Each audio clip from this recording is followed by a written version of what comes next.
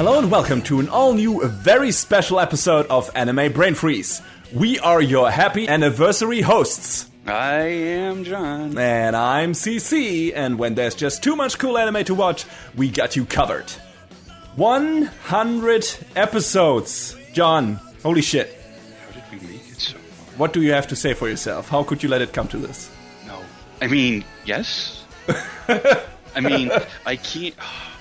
You know, we set out to do this just to, I guess, bullshit around, and I can't believe we're doing this, 5-6 years later, and we're on episode 100. What is happening? Suffering from severe anime burnout, and from burnout of the world. Yeah. I mean, who isn't these days, right? So, whatever. Hey, everyone. Hey, so, we've been doing this for a while, and it's been great and fun, and I'm actually, this is the longest kind of hobby project I've been consecutively doing ever, I think, besides karate maybe. But it's ridiculous. So I'm really glad John stuck with me for this long. I'm really grateful to you, John, that you put up with all of my shenanigans and fucking appointment juggleritis, whatever. Hey, you know, we've both had our fair share of stuff, and I'm glad that, you know, we've talked about some things and that you took a chance on, like, you know, last season we talked about Princess Connect. You weren't so sure about it, and then I was like, hey, you should watch it. Yes. And you did. I had a good time. Yeah. So, we always can learn more. Look past the shallow surface. Anyway, yeah, so we won't make any qualms about it. This has been kind of a rough year for many people, so we wanted to take our time in this special 100th episode and take a look back at the things that were good and nice and fun in the past decade, which pretty much every other anime podcast has done already at the beginning of this year or the end of last year. But this is still the Rotten 2020, so we are obligated and privileged to actually still be at the tail end of the last decade. So we shall take a look at all the series and movies, a bit at least, that anime brought to us over the past decade and pick our favorites. What does that mean?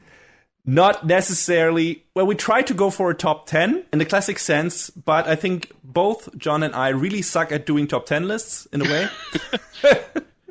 Yeah, I mean, I had 10 picked out, and then I was like, and then I figured something else. Yeah, I think I kind of went off an idea you had, and I was just like, okay, all right. Yeah, you know, I can maybe pick 10 shows, but then rank them from 10th to first place is impossible for me. Like these are all my precious children, and I fucking can't. When someone, what's your favorite game of all time? I'm like, fuck you. How should I? How the fuck? How am I supposed to decide?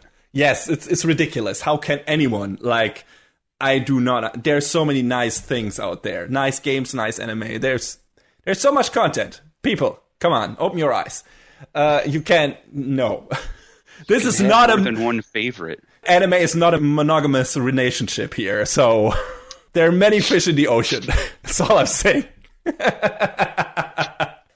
Anyway, so we have a lot of shows to talk about, a lot of anime to talk about, so we're gonna do that. And the way I try to go with it, and I think John kind of picked up on that, is we're gonna make this kind of an award show.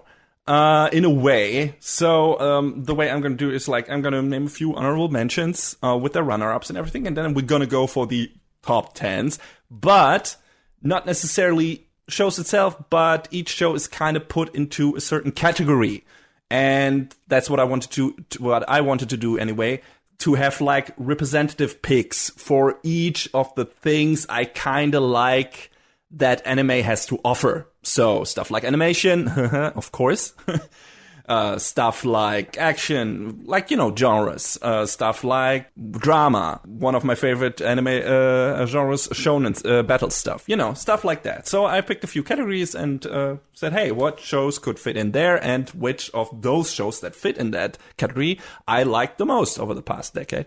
So that's how I went about it. I think, John, you try to do something similar. I mean, my category is a little more fast and loose, but yes. We'll see how this turns out. I'm very interested to see what you actually did with your list. And so, as a warning to everyone, this is going to be kind of a very loose discussion episode. Usually we have our very structured reviews, aside from maybe our continued seasons reviews, where we also talk a bit more loosely about stuff, but we're not going to go much into production details or, analysis or anything like that. So we're just going to talk about shows we loved over the past decade. So I think let's get to it, but can't start without having the proper lead in. So without further ado,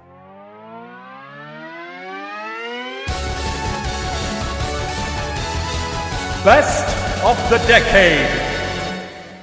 All right. Since my list is a bit different from John's, and I cheated a lot, holy shit, and actually did a top 15 and just called the 11 to 15 my honorable mentions. We're gonna start with that. This mine would be like a top 14 then. Okay, all right. But John decided he would do just his honorable mentions as runner-ups in the top 10, so... Well, I mean, I do have honorable mentions outside of the classifications too, so no worries. Okay, so yeah, we'll see how that turns out. So I'm gonna go first with my honorable mentions. So technically, my top 11 to 15 categories. So my first category I picked there is my favorite series that deserve to get more seasons, and that is Blood Blockade Battlefront. Yes. Fantastic little show that got 2 seasons, not enough, by Bones. Fantastically animated and directed by Ria Matsumoto, who recently got everyone looking at her Pokemon music video output. Yeah. That was good stuff. But yeah, Blood Blockade Battlefront is just this fun series about a bunch of people in a crazy town with a bunch of, monsters and mythological and fantastical elements in there. I think it's basically New York, right? Yes. Kinda. Pretty close. Yeah, pretty close. So, yeah, just a bunch of crazy hoodlums fighting against vampires and other creatures and everything. And it's just super fun and entertaining and super sympathetic characters. And I liked it a lot. Runner-up for that category, by the way, are Death Parade and another show I will mention in my actual top 10, so not gonna spoil that here. But yeah, those shows deserve more seasons. I enjoyed them a lot, and especially Blood Blockade Battlefront, I would have liked to see more of that show. So this is why I put it at the top in this category. This is definitely a watch, but it's a bit open-ended. I mean, each season has kind of its separate arc, so it's fine, but it was so much fun that I would have liked to see more of this show. I think, John, you felt the same about it. Yeah, I thought it was just super fun with a great cast. Like, Leo's great. Mm-hmm. He's just this hapless kid trying to help his sister out. Fucking, it's so good. It's such a well-produced show, such a great cast. Absolutely. Yes, it's a fun show, and I will recommend it to anyone who's into well-animated comedy/action roms. Yeah, a lot of fun. Next category for me is Best Comedy. I put this in the honorable mentions because I don't really go for comedies that much, or just comedy shows. But for this, I picked one out. I had enough shows to list here. So my runner-ups are Space Patrol Ludoco and Haven't You Heard I'm Sakamoto, but my choice is Chio's School Road. Hey. Because that's a show that really had me laughing on the floor at times with its absurdist comedy. I mean, Haven't You Heard I'm Sakamoto also went for that kind of comedy. But I don't know, just Chio's School Road, most of the episode just hit home very hard, and I like that it subverts some of the tropes that, come with certain anime genres and everything, and our main characters basically being giant shitbags and still sympathetic, but shitbags. And yeah, I love that show. I think it's great fun. I don't know, humor is so subjective. So maybe if that kind of brand of humor isn't for you, you will hate this show. But I loved it. I think, John, you loved it too. Yeah, it's I had my own little comedy corner on this list, and Yeah. I don't think Chio School Road is like my favorite, but it's definitely worth a mention. So it's definitely on the list. I'm looking forward to hearing about your comedy corner. We'll see about that. But yeah, if you are in for, non sequitur, absurdist humor, Chio School Road is a good pick. So maybe check that out if you're in the mood to laugh. All right. Next honorable mention goes to the category of favorite CG shows. Yes, I can't believe it either. Oh. Yes, I know.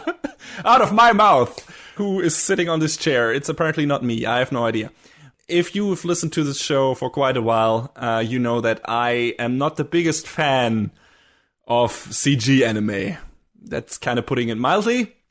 I mean, John is neither, but I have more often than not made everyone aware that I detest most of what comes out of the CG production studios that try to do CG anime series. And there's some exemptions from the rule.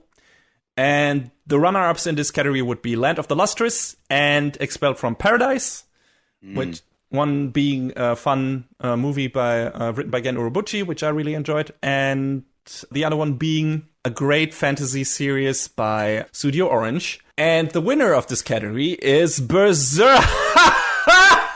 No. Starts with a B as well, though. It's B-stars, of course.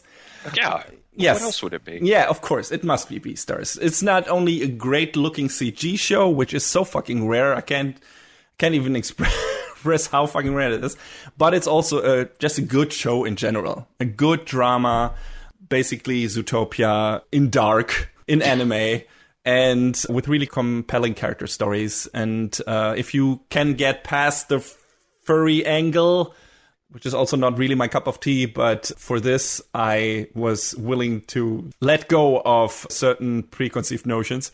Yeah, this shows, I'm pretty sure you will enjoy this show. It's very well written. It's very enticing. It's got a lot of interesting things to say. It's got a lot of it tackles a lot of different aspects of society as a metaphor and everything. So yeah, good stuff. Stars was very enjoyable. I think it was the best of the season for at least one of us in the season it was running in. And yes, I enjoyed it. John, you did too? Definitely. It was a surprise hit. Yes, absolutely. I'm looking forward to the next season, whenever that is coming. Definitely. All right. The penultimate honorable mention is the best episodic show. And the runner-up for that is Girls Last Tour. Little slice of life-y drama show that I really enjoyed. That doesn't really have a consistent story throughout, but it's more of a day-to-day experience for our two main characters in the post-apocalyptic hellscape of a war-torn country, kinda, or whatever's left of that world. It sounds grim, but those two girls are, fun and cute and everything, and it's very enjoyable and has a nice atmosphere and something nice and hopeful to say at the end of the show. So yeah, I really liked it, but the winner of this must be Space Dandy. Hey. Because it is a super, super fun show. Was it again by Bones, right? Yes. Yes. Again by Bones. I think the director was Shingo Natsume. And yes, I really enjoyed that show. Got a nice weird ass Cowboy Bebop vibe to it, but not in a serious matter, more of the hijinks and more episodic even. And it's a tour de force in terms of animation. It's ridiculously fun. It's hilarious in certain parts, and the main character Space Dandy is super fun, and his crew as well. So super sympathetic and enjoyable, and there are so many different things they do with the show, and a lot of different art styles used in that show, and tones and everything. And yeah, it's just a nice showcase for a bunch of different ideas. It's a great show. It's a great episodic show. I usually go for more serialized shows with an actual story and plot thread. This show doesn't have that really. There's something at the very end, but that doesn't really count. It's just like, it puts a nice bow on it and puts everything that has been happening before kinda in a context that makes sense, but all the episodes before that really stand on their own. So it works. But yeah, I really enjoyed it. I think Space Dandy is a fantastic show, and if you're more in the mood for something that you can watch on a day-by-day basis, one episode at a time, without having to fear for being glued to your seat or something, because it's so riveting. Space Genie is a good pick, and yeah, I liked it. John, how did you feel about Space Genie? I thought it was a fucking trip. Absolutely. But it's super, super fun. Like, it's like if the crew of the Bebop were all fucking just irresponsible losers. Yes, absolutely. Every single one. Even the robot. So good. Fantastic show. So, yeah, check that out if you're in the mood for something episodic. And the last one, and I'm pretty sure that's going to be on John's top 10. Maybe, we'll see. Best Fate. Because, you know. God damn it. God fucking damn it. How did you know? So, since this is probably on your top 10 in general as a category, I'm not just going to talk about it right now. I assume you have your pick there and your runner-ups and your honorable mentions. So we're going to wait for that a bit later in this episode. Yes. All right. I mean, I did my honorable mentions a bit differently where you had honorable mention categories picked out. I just had 4 shows that I really liked that I couldn't really figure out how to categorize. So I guess I could run through them real quick. Yeah, do it, please. Okay, the first one I guess I'll talk about is, I've mentioned it in the past, and I think the category it falls best into is best classroom drama that also has political intrigue. Okay, that's a very niche thing, or at least it sounds like it. I mean, some of these category names are quite niche. Yeah, Best Fate, I guess, is also kind of niche, but although that's a giant franchise, so what am I talking about? But it is a little show called Classroom Crisis. Mm-hmm. And I've mentioned this before. I know. Yes. About a bunch of kids who are going to school looking to be basically engineers building a rocket. Also, like I said, there's crazy political intrigue that starts getting woven in there about halfway through. And it's like, it was this show that came out of nowhere in 2015, and I watched it because I was like, okay, I guess I'll check this out. And it really grabbed me because the characters were all really interesting, and just the curveballs they threw at you. This was, I believe, the first show that was produced by Leydus. Right. The Sinbad guys.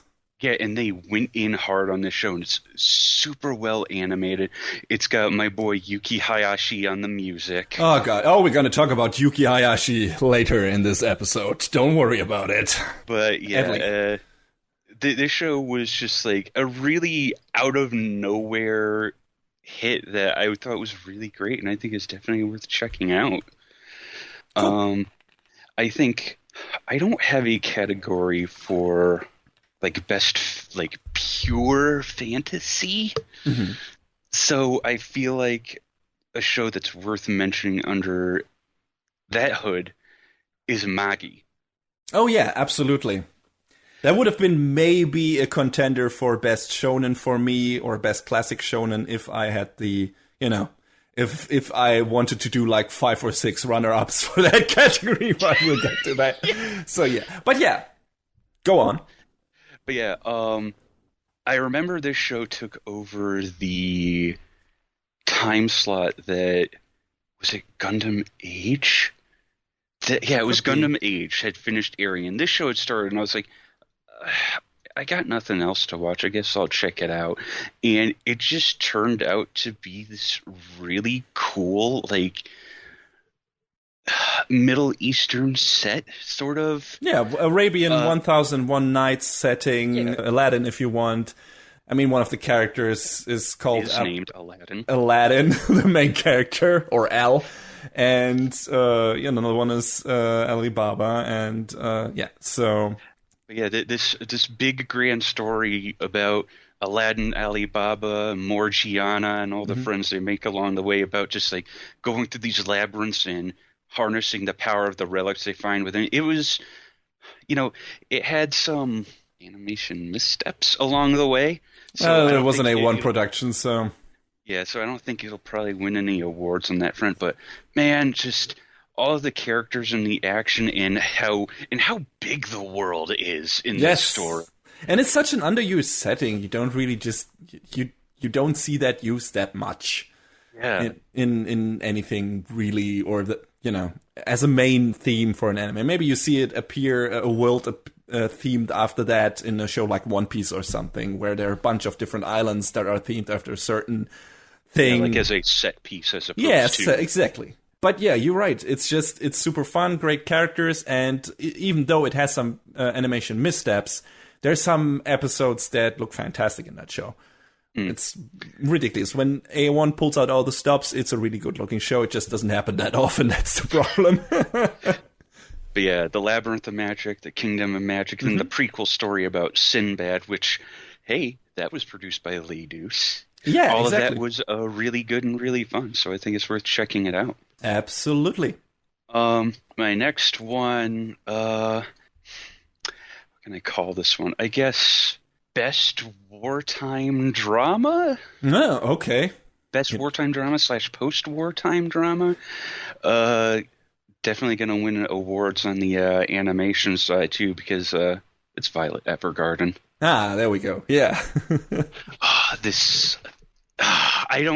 show was so... It was really good at making you feel things.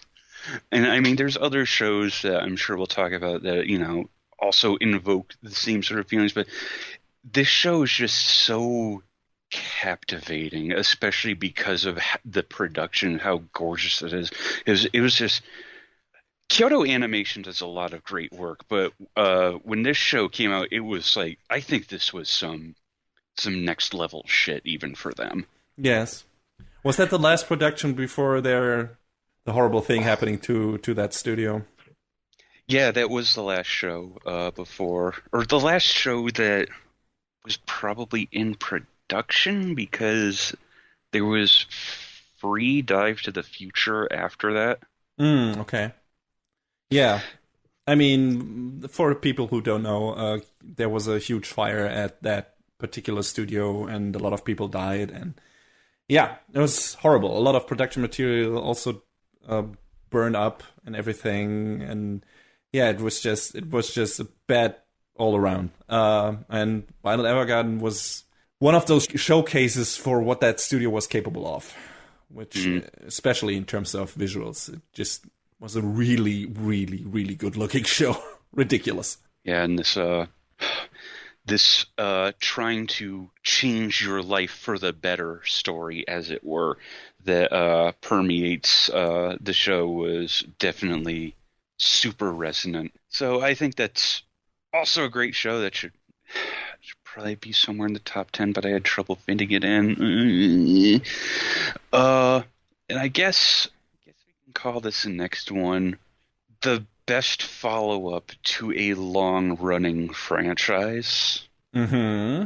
There's a lot of long-running anime franchises out there, but a lot of the shows are, the big ones have been running continuously, like your Detective Conans, your Pokemons, your One Pieces. Yep.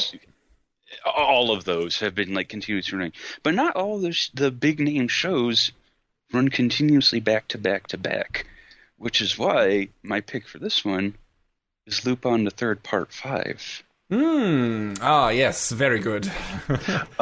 I think, Lupin the Third is always been a big perennial favorite of mine. And, I think we both agree that Part 4 was great, but got weird in the end. Yes, it was a bit... got kind of tried to go metaphysical or something, and it just didn't really fit the tone of the rest of the show. It was really strange. And then when Part 5 came along, it had, definitely, for the most part, a more solid through line. There were some side episodes in there, guest writers and directors, but it, the overall theming of it was a lot more like, oh yeah, this is how Lupin will pull off a heist in the 21st century.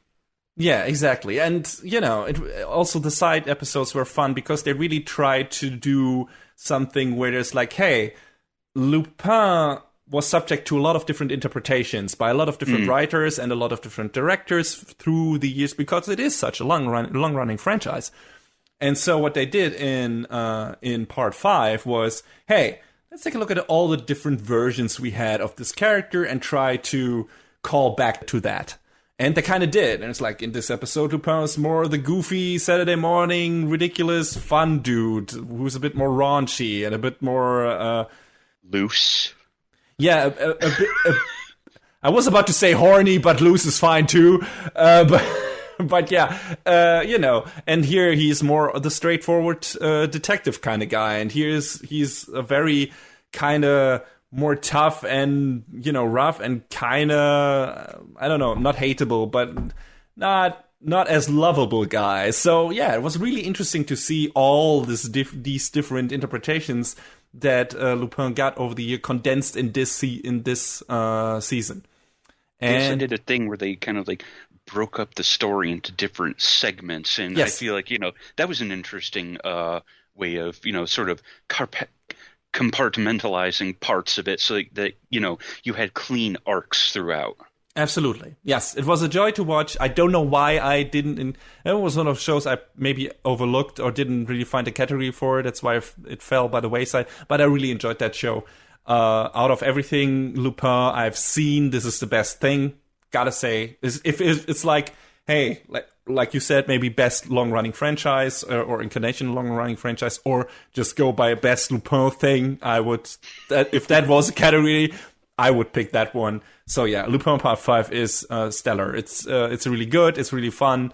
If you want to see some great heists and fun things happening with these characters who have enriched the anime world for a long time, definitely check this one out. Mm-hmm. All right. So I think that about does it for my honorable mentions. Everything else is going to be the runners-up in the main list.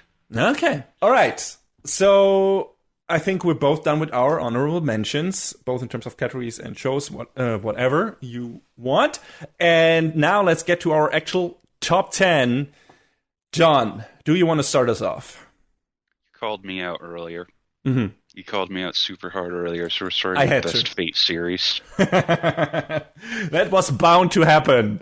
I want the listeners to know that in my notes, I wrote it as Best Fate /series. Dedication. So, there's been a lot of Fate over the past 10 years. A lot more than I would have possibly imagined. No kidding. Holy shit. They really... When did that start happening? Oh, shit. It was, I want to say the mid-aughts with Fate Stay Night. Okay. I'm pretty sure there was a kind of long break between Fate Stay Night and what I assume was going to be your pick. But yeah, after that, it just got quicker and quicker, got more and more Fate. So this is... It kind of blew up when... Yeah, because Fate Stay Night started in 2006, the anime. And then it was kind of on break until... the Unlimited Blade Works film in 2010. Aha, right. I always forget that one. Probably because it's not very good. But I remember it existed. Well, you know, the original Fate Stay Night is also not very good. So. That's true. That's true. So why did I get into it? Why did you let me get into it? I think you can only blame yourself for that this time around. You're right. I think on Sword Art we were co-conspirators, but this... But yes, there's a lot of Fate from 2010 to 2019.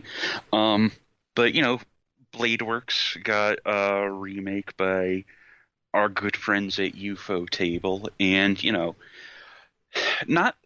probably not the best of the lot. But, you know, it probably did the story a lot more justice over the course of 26 episodes than one film did, because they were able to cover a lot more ground in a lot more depth. So I thought, it's not my pick, but I still enjoyed it for what it was. I get why people say it's probably, you know, not as strong as what I firmly believe the actual pick that both you and I selected is. Mm-hmm. But Bladeworks is a strong contender, and if you pick it as, you know, if you out there were to pick it as your favorite series, I wouldn't begrudge you. It's a solid pick. Fate Extra, which we didn't really get a chance to talk about because it got locked away in Netflix jail, and there was a sequel movie called Illustrious Geocentrism, I believe. Holy shit! It's a Fate name if I ever heard one. Well, Fate Extra was also... All right. But, I still like Fate Extra for what it is. The game is... I'm so glad it's getting a remake because it looks like they're getting rid of everything I hated about the game and retooling the battle engine entirely. The game is also from the way the story is presented is kind of boring because it's you the master and your selected servant going through this labyrinth on the moon, and it changes each week because in Fate Extra it's set up like a tournament, hey. And at the end of each week in the game you face off against a different master servant combination, and there's branching paths in the story in there, and it's whatever. But they made it a bit more interesting in the anime by, instead of it being this moon labyrinth, by making it each servant and master that the characters were going up against was like a different tier of like this like different metaphysical world, and it was fucking a trip because it was produced by Shaft and it was pretty as hell. It looked really good all the way through. So before the remake of the game comes out, and I can't remember what the remake is called now for the life of me. If you're interested in Fate Extra, I mean, you can watch the show and get the same level of plot engagement out of it, and I feel like it's pretty solid all around. Also, I guess you could call it a Fate show. It should probably be under Slice of Life, but let's be real. You got to mention today's menu for the Emiya family. Absolutely, that's one of my runner-ups. It's a super wholesome show, and you get to see all the characters you love without them, wanting to draw blood constantly. It's a super comfy, super cute show that's just, it's just about eating good food and making friends and having, a nice, relaxing life, and it's great. It's super great. You can watch that. You can relax. You can follow along and cook the same recipes at home. That's right, I forgot. There's a Switch game that's also getting a localization, so you can cook along with Shiro in the game soon. Sounds very chill, just like the show. Definitely. So that's definitely a solid contender as well. But I think the best Fate series from this decade is Fate Zero. Mm-hmm. Of course. I mean, what else would you pick? I don't know. Maybe there are some people out there who like fucking Rail Zeppelin, whatever.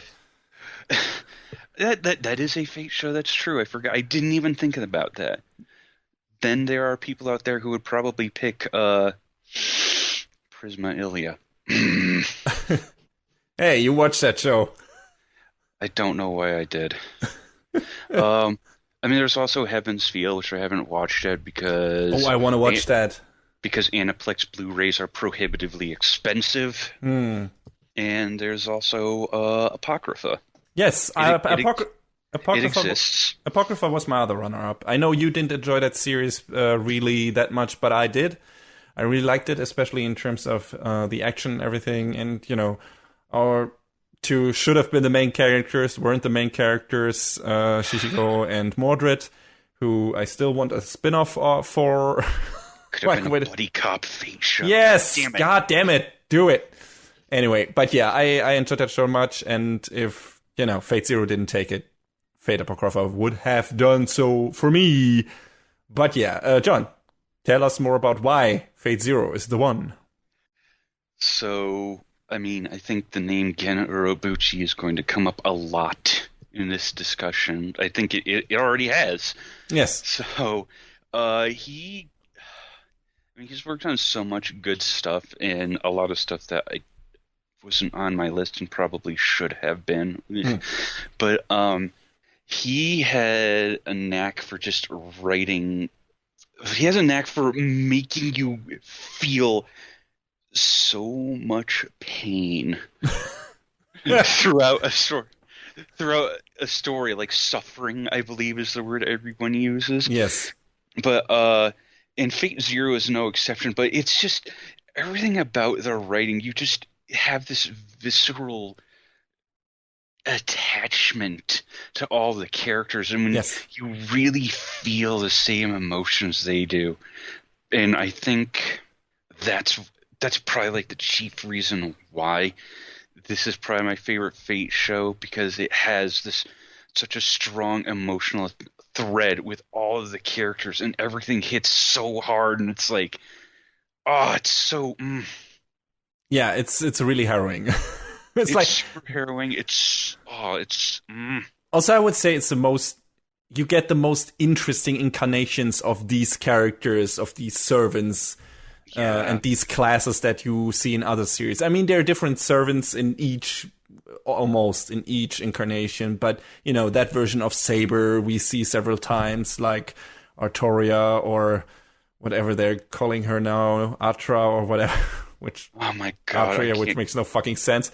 But I can't get over when I played FGO and they call her Altria. Just call her Artoria like a normal person. Yes. Anyway, And the Lancer in this one, I forgot what his real name was. Cuchulainn? Yeah, Cuchulainn. No, Cuchulainn was Fate's Stay Night. Diarmuid. Diarmuid, and his fate is really horrible. Yeah. Like a lot of things happening in this. A lot of people in this show have a horrible fate.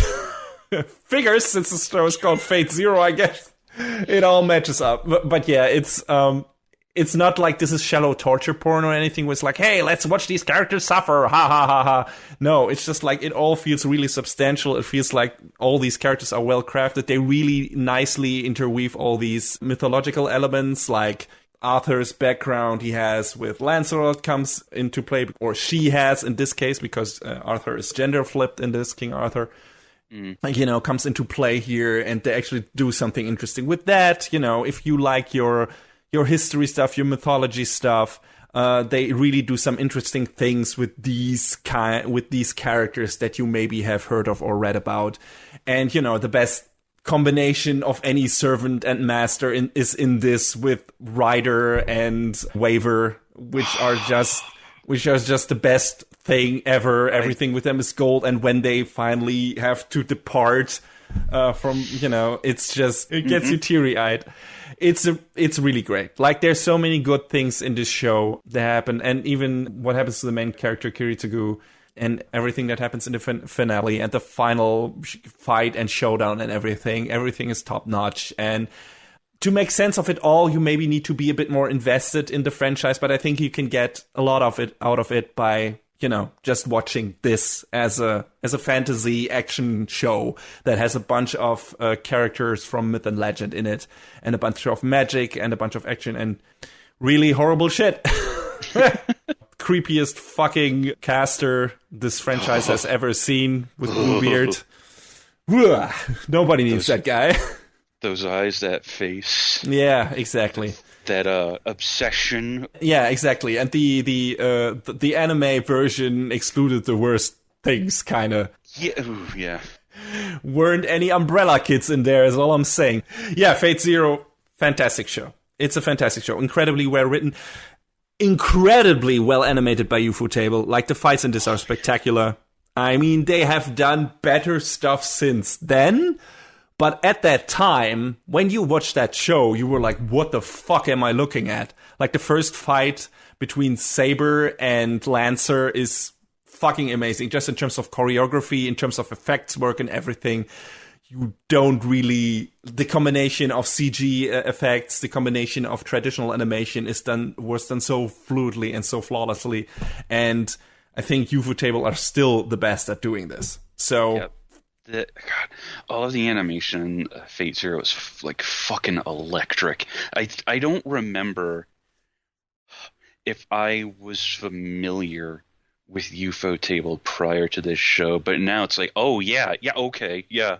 If I see a show that's being produced by them, I'll at least check out an episode. Yes, they do some cool shit and definitely a lot of good-looking shit. So, yeah, definitely keep that name on your radar. But yeah, I agree with you. Fate Zero, definitely the best Fate series out there without contest. I'm interested to hear from people how they justify not choosing that one as their favorite. Maybe because they want some more lighthearted stuff, which I can understand. Maybe some more episodic stuff, but just in terms of story, in terms of character arcs, in terms of animation, everything, just the whole package, this is the best Fate thing we got until now. It was so weird because there was some emotional whiplash with this show because the OVAs for Carnival Phantasm were releasing at about the same time. Whoa, okay. And that's just fun, goofy shit where it's like, hey, what if Fate and Tsukihime were just stupid bullshit at the same time? And it's like, yeah, this is fun. And you go back to Fate Zero, it's like, oh no. But still, it's worth a watch. Even, just be aware that some of your favorite characters might not make it out of this one. But also some of the assholes in this get their rightful comeuppance. Just saying. Oh, that's so good. Yes, absolutely. Anyway. Fate Zero, fantastic series, best Fate series of the last decade. And of all time, I would say, until now, up to now anyway. So we'll see if anything can, reach that throne. I wonder if there'll be anything able to top it in, like, later on. Because, I mean, like, Fate Grand Order has the production values, but it doesn't have the story. No, not at all. Which is fine because it's less dense. Yeah. But, Yeah, but definitely. I guess once the game started to get into the whole Lost Belt shit, it started to get a lot more dense again. We'll see if I ever watch something out of that universe again. I mean, of the Grand Order universe, because kind of, the way they do it is soured me a bit on this. Like, excluding all the shit that came before it doesn't make sense to me. Anyway, all right, but we'll probably talk more about Fate in the future. This is kind of inevitable. So, anyway, let's talk about something else for now. And that is my first stop, that entry, which is favorite movie. Favorite anime movies. We don't watch that many anime movies. There are not that many anime movies. And they maybe have been ramping up again. I mean, some directors have become more noticeable and more prolific in the past years. But I picked a movie that came out pretty much at the beginning of the decade. The runner-ups for this, for me, were Promare, which we talked about in a recent episode, which is just a fun action fest by Studio Trigger. One of the best things, which has a unique visual style and does what they do really, really well with a fantastic soundtrack by Hiroyuki Sawano, one of my favorite anime composers. I think that is a really fun movie. It was a really fun theater experience back when we were still able to go to the movie theater, and I enjoyed watching it with all of my American friends. Well, I mean, you can still go to a movie theater. Still not there yet, John. Still not there yet. No. I go to the movie theater mostly with my dad, and he is 63 years old and has a heart condition. So that doesn't seem to be a wise choice. Yeah, no. In the current time. So nope. Anyway, and my second runner-up, or I don't know, I couldn't decide. I would have either picked Your Name or Wolf Children. Both movies I liked. But were not without flaws, each in their own. I think Your Name was really great, really entertaining movie, but also the concept of, star-crossed lovers in a way, and the story hinging kind of on that, and then boy meets girl and everything, which is what the director always does, I think. Your Name was so weird because I thought it was incredible, like a visual dynamo, but the way they kind of... Like, okay, fine. It was already weird enough with the whole body swapping thing, but then but it was the fun part for me. Also, the big reveal at a certain point where the story clicks. But then when it got later in, and it was like, what is actually happening? it's sort of lost to me, which is why I sort of liked that Shinkai's next movie after that, Weathering with You. I haven't seen that one yet. It was again a fucking visual masterpiece. It looked like it from the trailers. Yeah, that was the last movie I saw before COVID, actually. So, and I saw it in a theater with one other person, so I had a nice, laid-back, quiet experience where I was like, "Hey, I basically had the theater to myself. Nice." That's always great. It leaned into the mysticism real hard from the first second. So I was like, "Oh, okay, I know what kind of wackadoo shit I'm going to be getting into straight away."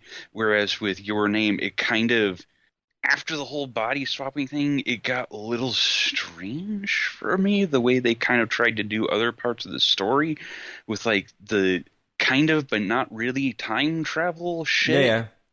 And it lost me on that. So, It was still a fine movie, but after the fact, when I was thinking about it, I was like, It didn't lose me completely, but at a certain point I knew exactly where the story was going, and I was like, okay, let's see how this wraps up, but it wasn't like, whoa, I'm super excited, and I have no idea where this will end up and everything. It was really well made.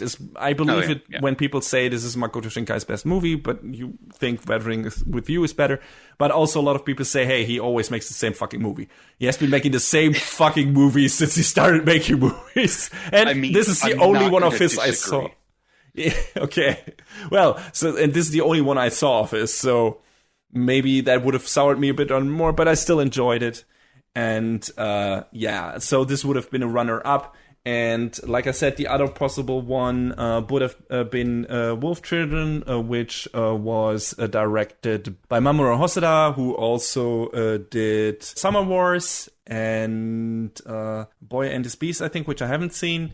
His movies are also all about family, usually, and this is a lot about a mother and her relationship to her two children, which are kind of half wolf, half human, in a way.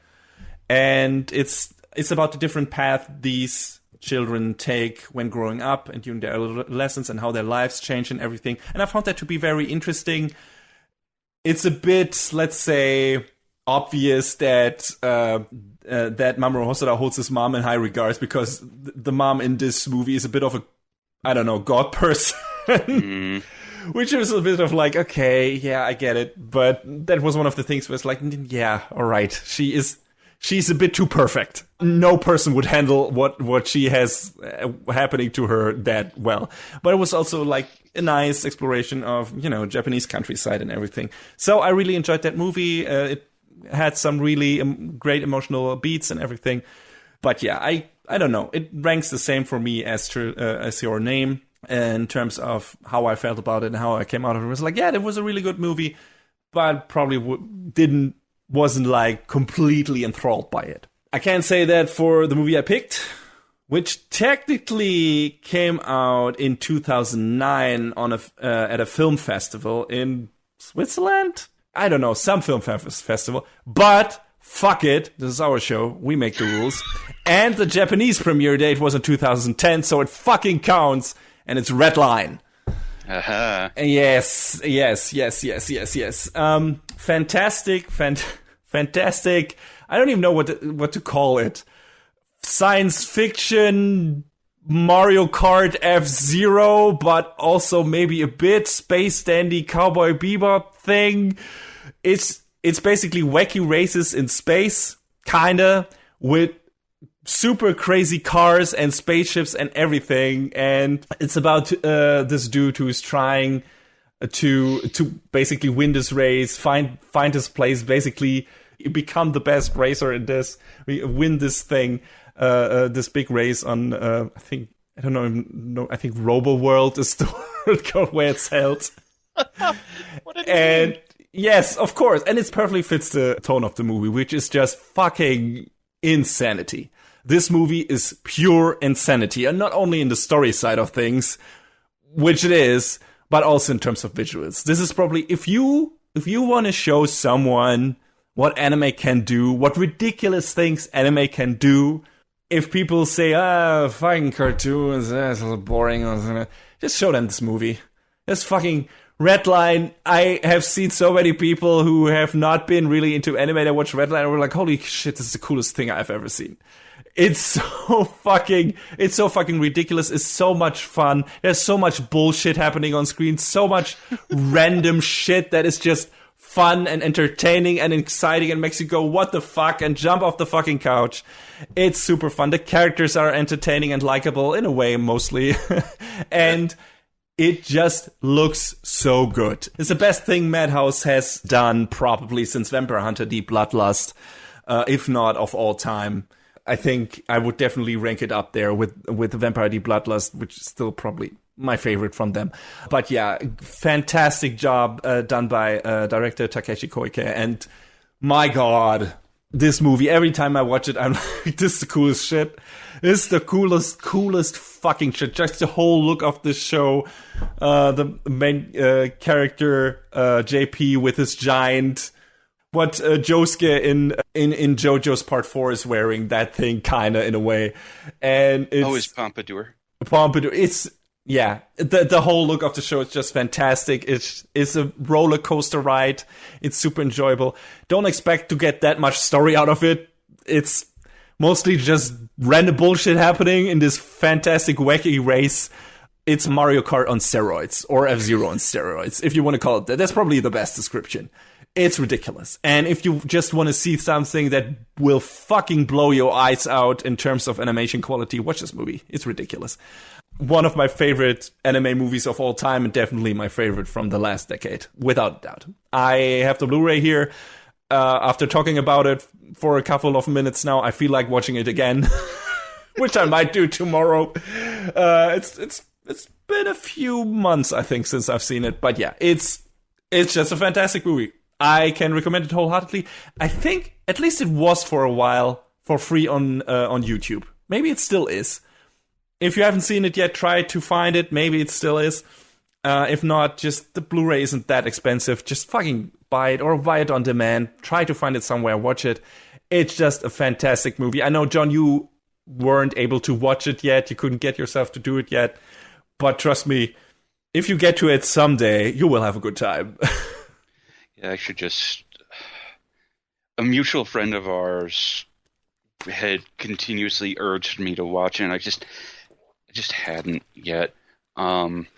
Someday I should just buy the Blu-ray, so I force myself to. I don't... One day you'll see it. I've heard how great it is, and I know I should watch it, and, you know, it's on the list. It's on the list. That's good. That's good. It should stay there until you've watched it. And the same counts for our audience. If you haven't seen that fantastic, fun movie yet, please do so. All right, John. What is your next category for the top 10? How about we go with the best comedy? All right. So we already mentioned Chio's School Road, which is one of my runners-up for this. Show's nuts. It's way out there in terms of its humor, but it's also actually grounded in reality somewhat, so I don't think the same can really be said for some of my other picks here, because there's some goofball picks. I have to give a shout out to the perennial myth, the legend, TQ. I was about to ask, it's gonna be TQ, isn't it? TQ is the little show that was originally, its first season was produced by one fucking person. Goddamn.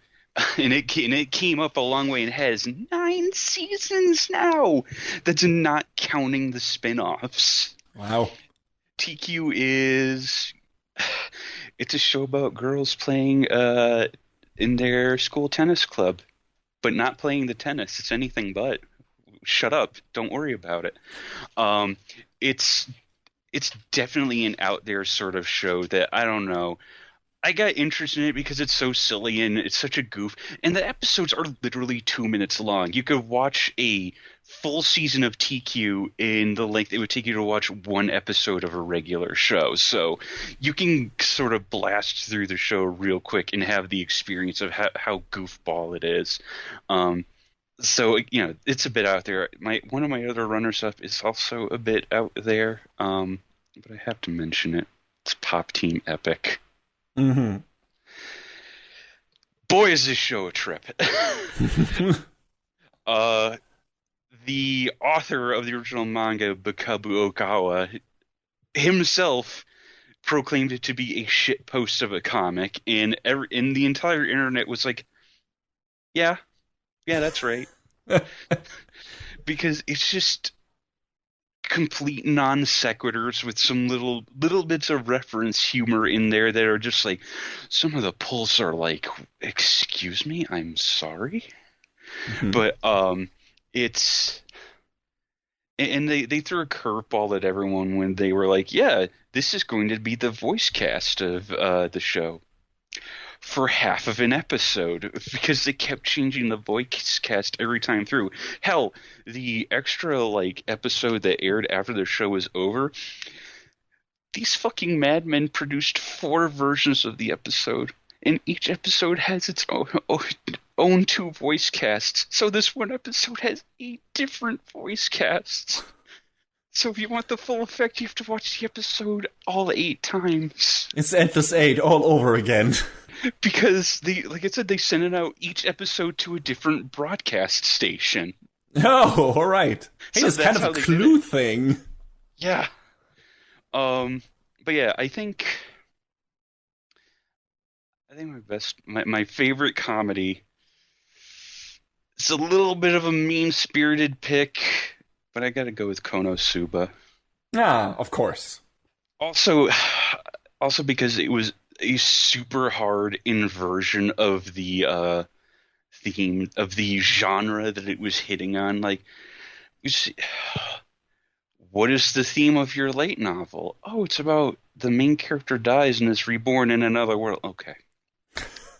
All right. And there are some shows that do that better than... There are some stories that do that better than others, but I really like... This was the first one, I feel like, to really lean in hard on the parody side and say, yeah, the main character's a dumbass, and he died in a really embarrassing way, and he has no superpowers to call his own in this new world, so, Cosmo is a fucking loser. Don't get it twisted. But it's because he meets these other losers along the way that he and the others just sort of endear themselves to you because they're just like sort of bumble fucking their way through this world. That's a very nice term to describe it. I don't know how else to describe it, because they're all just a bunch of bumbling idiots. How did we defeat this monster? We have to deal with this Dullahan. We'll just pour... Aqua can produce holy water, I guess, maybe. And Megumin can do explosions once per day.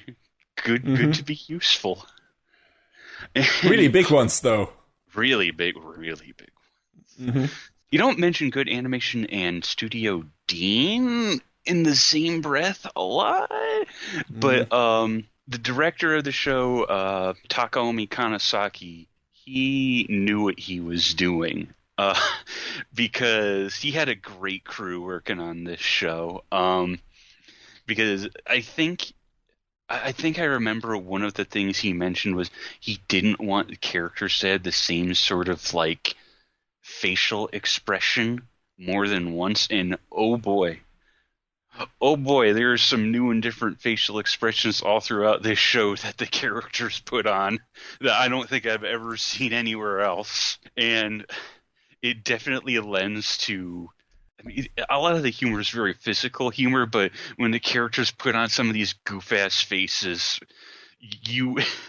that alone gets me so good with this show. Because they're like, oh yeah, blah, blah, blah, blah, blah. And they'll look over to Cosmo and be like, isn't that right, Cosmo? It's just like, and you feel the emotion that he's feeling. It just like burns through the screen into your soul with this like dead face with this like look. It's so perfect. It's so good. And the face cam is really good in the show, yes. Oh god, so many reaction images. And Kanasaki brought a lot of those comedic stylings over to Princess Connect, which we talked about recently. So Yes. it's good to see that his brand of humor is very solid and very easy to get to, because it's just like you get that. You see his name, you're like, I see, I understand, because there's so much within Princess Connect. There's also other nods to Konosuba, which is great. It's great that you could tell he loved working on both shows because it's got the same DNA running throughout. So definitely, Konosuba is a great comedy. It's a great piss take on the whole isekai genre, which we probably could have had a category all its own to that. Oh boy, yeah. But Who wants to, right? Yeah, seriously. But I feel like it's better to take that and break it up into other constituent categories, because, God, there were other weird isekai shows, like Cautious Hero was a thing. There was Animal Road was also a thing, which is a fucking wild ass. Did you just want to see a pro wrestler get transported to another world? But he has an unnaturally strong fixation on all animals. Also suplex the princess, which was great. He did do that, which is awesome. But yeah, isekai is too broad of genre, so we'll just narrow it down to comedy, and Konosuba is great. Y'all should watch it. Yes, I enjoyed the first season as well. I haven't watched the second one. The only thing that kind of didn't work for me were when they tried to go too much into fan service humor and relied on that too much. I liked the character being fuck-ups more. And yeah, that worked best for me, especially when you thought, oh, now they're getting better at their jobs and everything. No, not really. They just kind of lucked their way into it. Yeah, exactly. It's, like you said, it's a bit mean-spirited at times, but in a really fun way. So I enjoyed that a lot. So it was good times. Absolutely. So what do you got? What's your next category?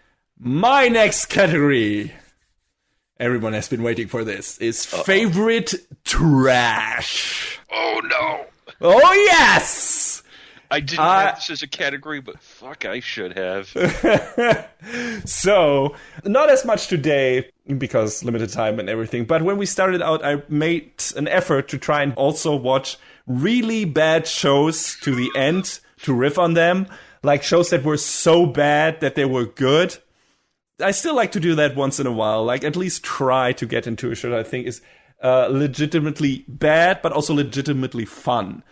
Those are kind of rare, because a lot of the shows that are really bad are also really boring in a way, or just not fun because they're too broody or dark.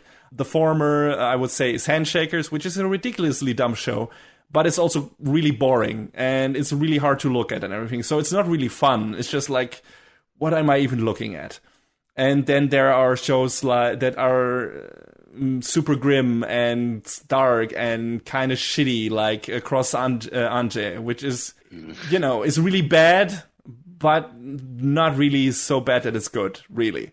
There's a bunch of those going around, but the shows that are really dumb and kind of shitty, but also really fun because of it, because they're also so badly written and everything, those are rare. But we had some of those in the last decade, and I checked out pretty much a lot of them, because I apparently hate myself. But the runner-ups for this category are first Killing Bites, which is kind of bloody roar, the game, only in anime form, which, you got these fun were-animal types who just duke it out in a tournament on open fields and everything. And yeah, it was a kind of raunchy show, very, like, a lot of girls with big boobs and everything fighting it out.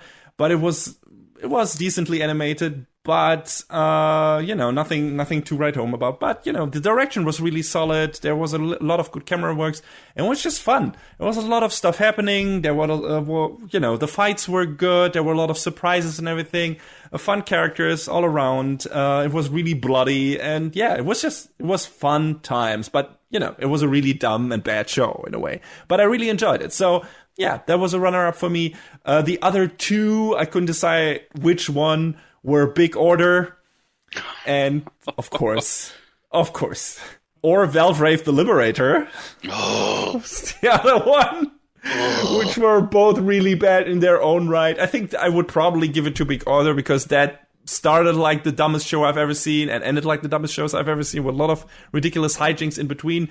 Valvrave started really stupid with one of my favorite quotes of all time. I will part this body of students like Moses parted the Red Sea, which... Thank God. That was not a mistranslation, people. That's actually what the Japanese voice actor said. Can't believe that. Just to be very, very clear about this. So for this alone, the show merited a watch. But then later on, it took itself too seriously, and there were some icky scenes in there and everything. So yeah, it lost a bit of steam afterwards because it was trying to be an actual serious show, I guess. Maybe it was trying to do that in the beginning, but it didn't work. It was just funny. So yeah, I would probably give it to Big Brother because that's at first shorter and secondly just fucking dumb as hell. Holy shit, that show is so super stupid. But yeah, those were the runner-ups.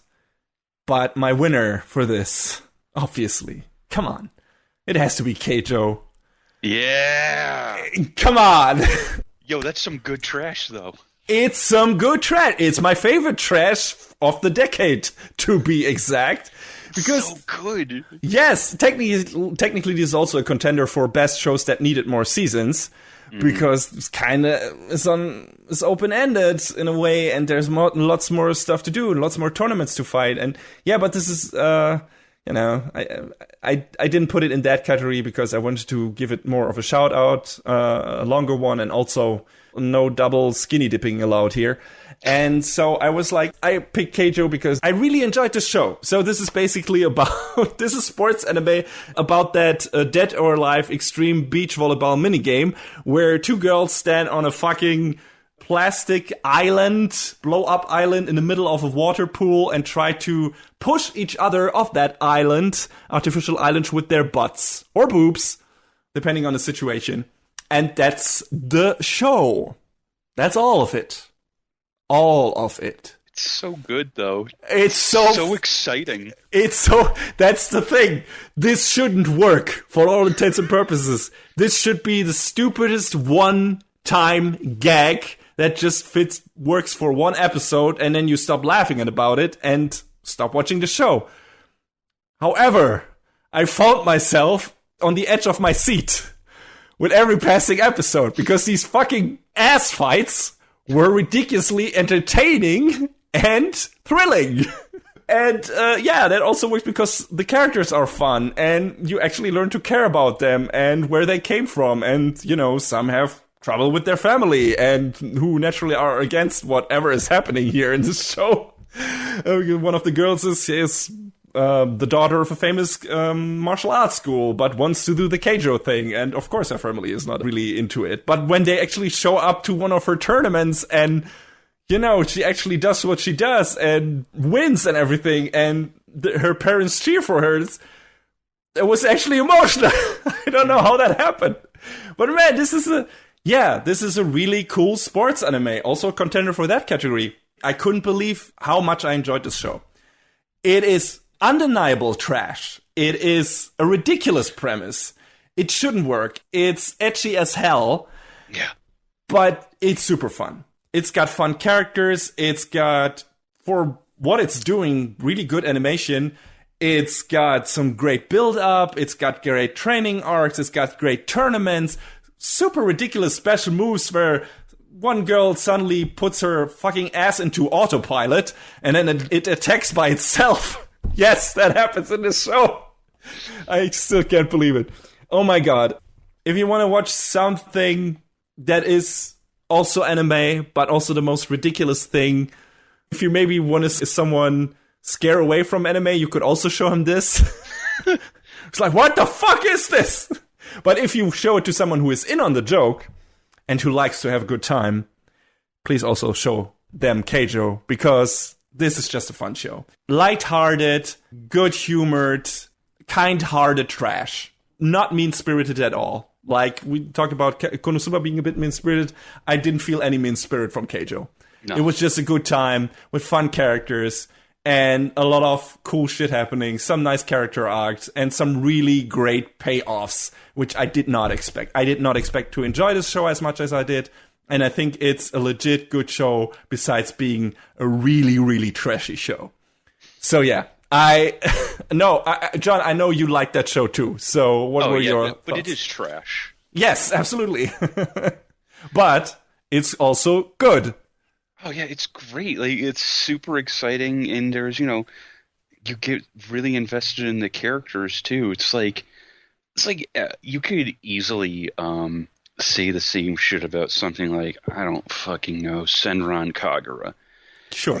It is what it is on the surface, but the character, like the actual like interactions between the characters and their motivations, that's actually, some decent stuff in there.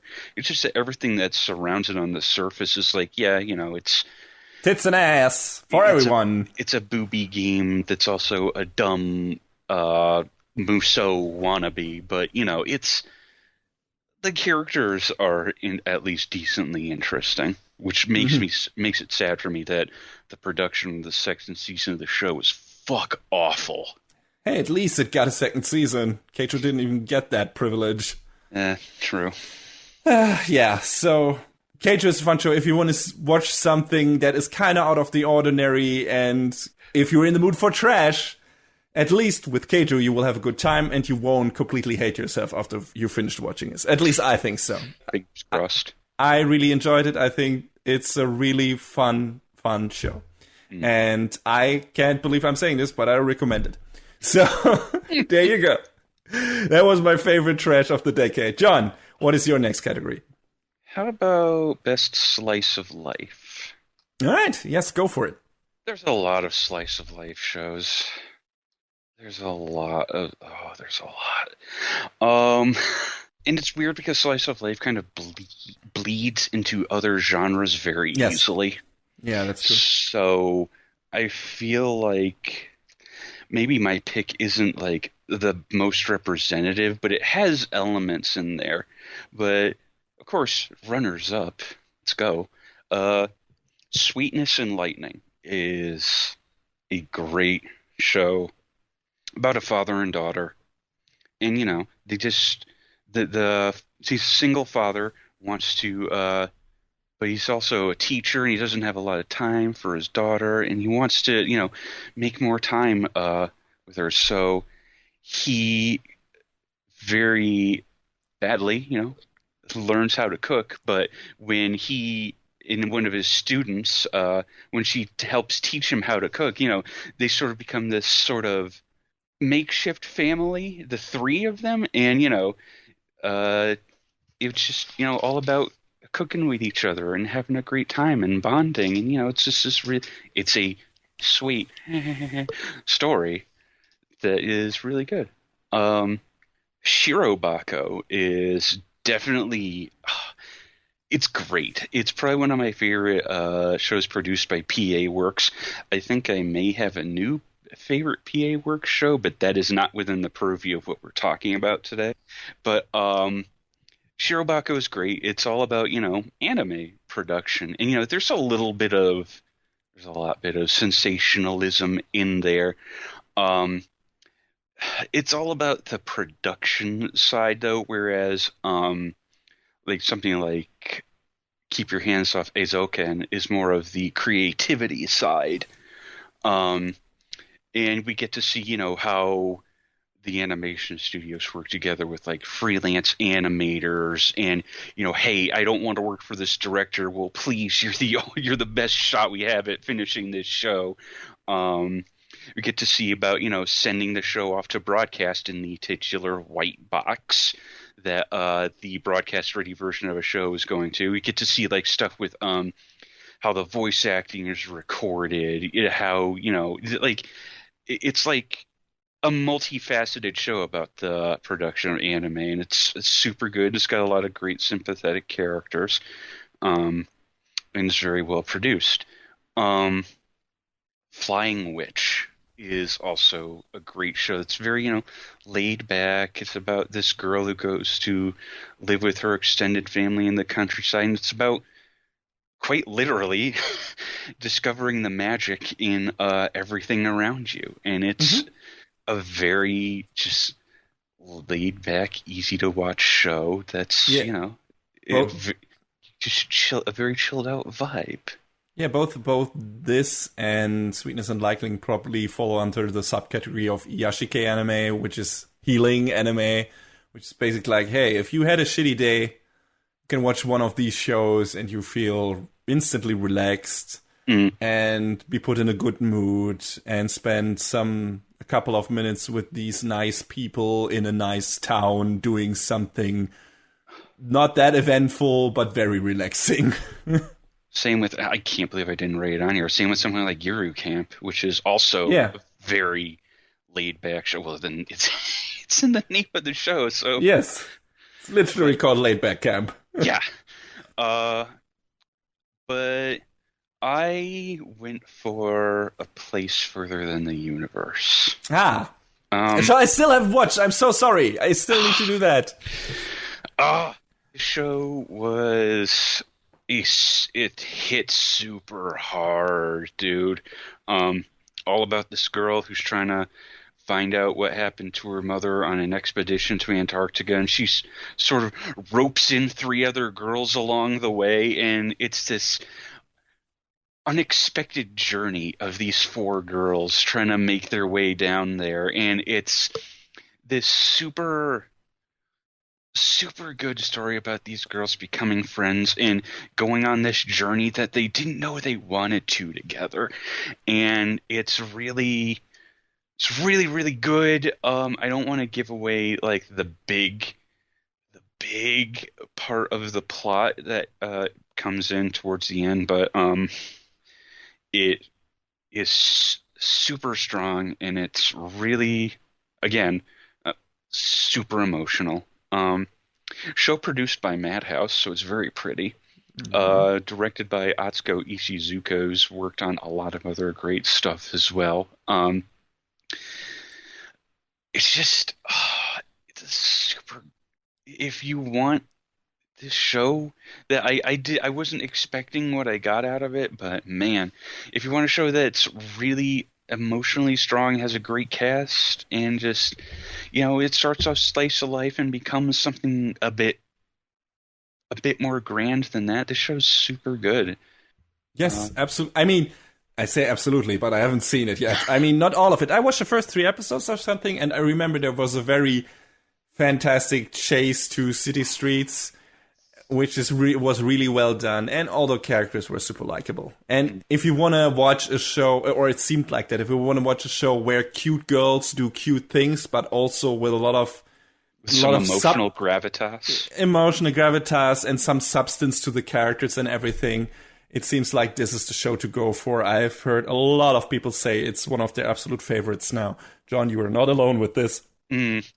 So I still regret I haven't checked out all of it until now. It's never too late until streaming licenses expire. So yeah, Place Further Than the Universe. Great.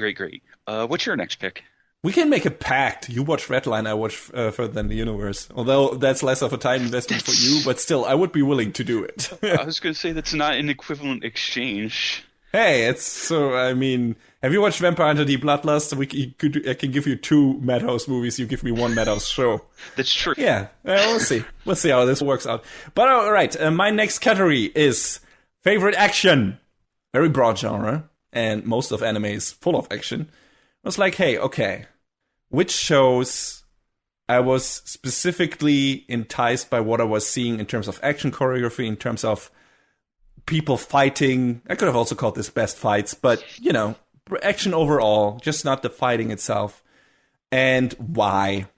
And my runner-ups are Kill la Kill, which is, again, a show by Studio Trigger, and has just this very vivid, the typical Hiroyuki Maishi style, which is very cartoony, and there's a lot of crazy shit happening on screen.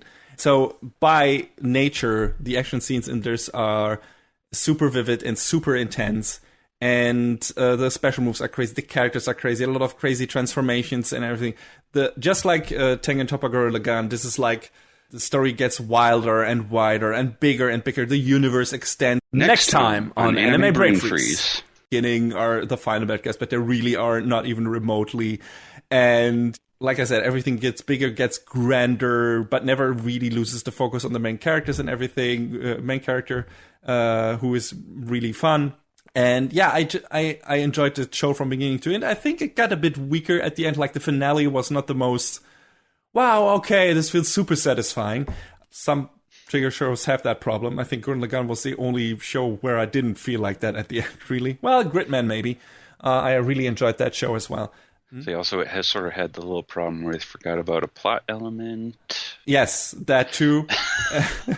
But yeah, overall, just in terms of action, this was really something to look at because the fights were so creative and there was so much shit in terms of camera movement, in terms of fight choreography, in terms of special moves, in terms of colors used, in terms of shapes. Everything was just so out there. And aside from Gurren Lagann, which was different decade, you haven't really, you really don't see stuff like that aside from Studio Trigger, in my opinion. Promare does it too, but also that uses CG, and I think some of the stuff, even though it looks great, is still not as easy to follow because of that style choice and also the color choice and everything as Kill la Kill is. Kill la Kill is always, you're always able to follow what's happening on the screen, but it's super wild and crazy, and I think it's really well done. That's why I would have put it in this category. The other one would be a movie, which I guess is kind of a cheat because I did an extra category for that. But whatever. Again, our show, our rules. So fuck the rules. Yeah, Dragon Ball Super Broly. Oh, yeah. Holy shit. Oh. I mean, just look at that thing. It's like the best thing Dragon Ball has put out in ages in terms of what it does with the characters. I mean, I liked all the newer Dragon Ball movies to an extent. I thought Battle of the Gods was great. Much better than the TV version of that arc.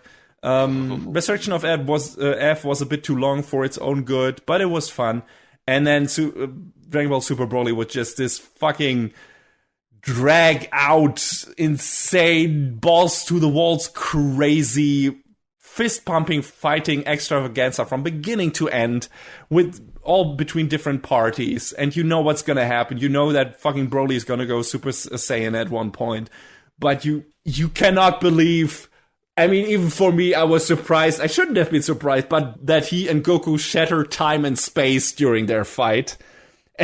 and it's so well done. And Toei also has gotten really good at integrating CG into their traditional animated stuff. Yeah. And it shows really in that movie. There are a lot of scenes where if you look closely or close enough, you will see that they switch to CG in that scene. Like a lot of scenes where a lot of camera movement is involved.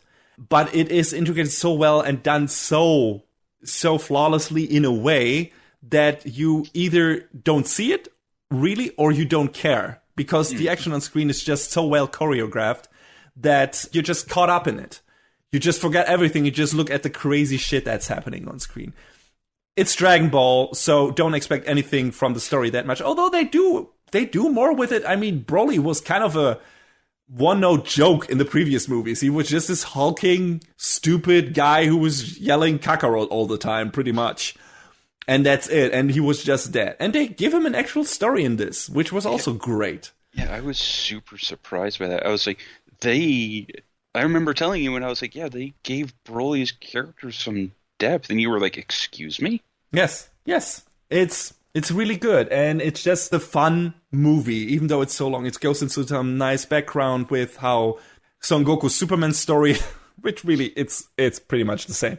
And, you know, the background of the Saiyans and everything, and it's just a really compelling Dragon Ball movie. If you like that franchise, you like that movie. I think there's no way beyond it. It's just, how can you not like this movie? And also, if you don't like that franchise, but like a good action anime, a good action cartoon, good action animation, you will also like this movie, I'm pretty sure, because there's so much cool shit happening on screen. You get a fight from a first-person perspective at a certain point. Like, it switches to the perspective of Broly just pummeling Goku, if I'm not mistaken. I think that's right. Yeah. And I haven't really seen that anywhere in anime before, and that movie just fucking does it flawlessly, just switches, and then we see that from the perspective, and it's super crazy. And I watched that on the big screen. I watched it in the movie theater, and I was fucking blown away. And I was blown away again when I watched it at home.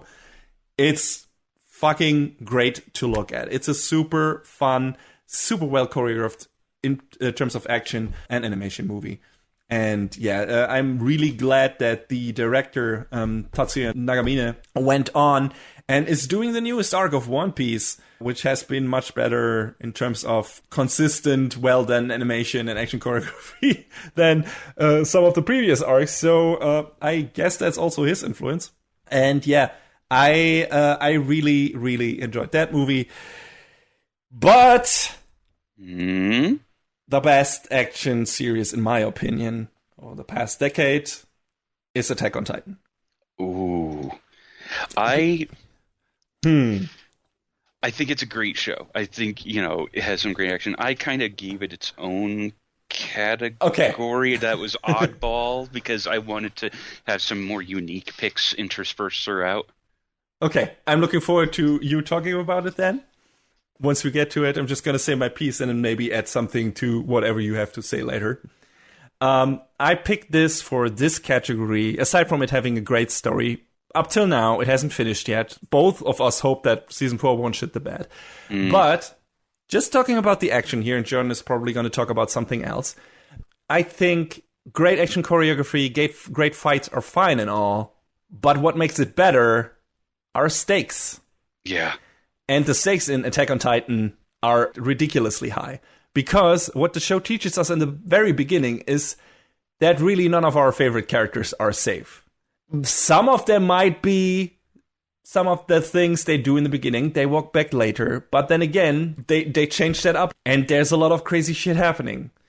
And add to that the ridiculous tracking shots of characters zipping Spider-Man-like through the fucking buildings of kind of somewhat medieval style towns, maybe in a way, or maybe somewhat more, let's say, a bit more ancient European style towns, and between the legs of giant ass hulking monsters who look kind of funny but also kind of scary, and just using their giant ass two-handed swords, or well, dual blades, so to speak, to do these most crazy swirling maneuvers against these creatures and cutting off their necks.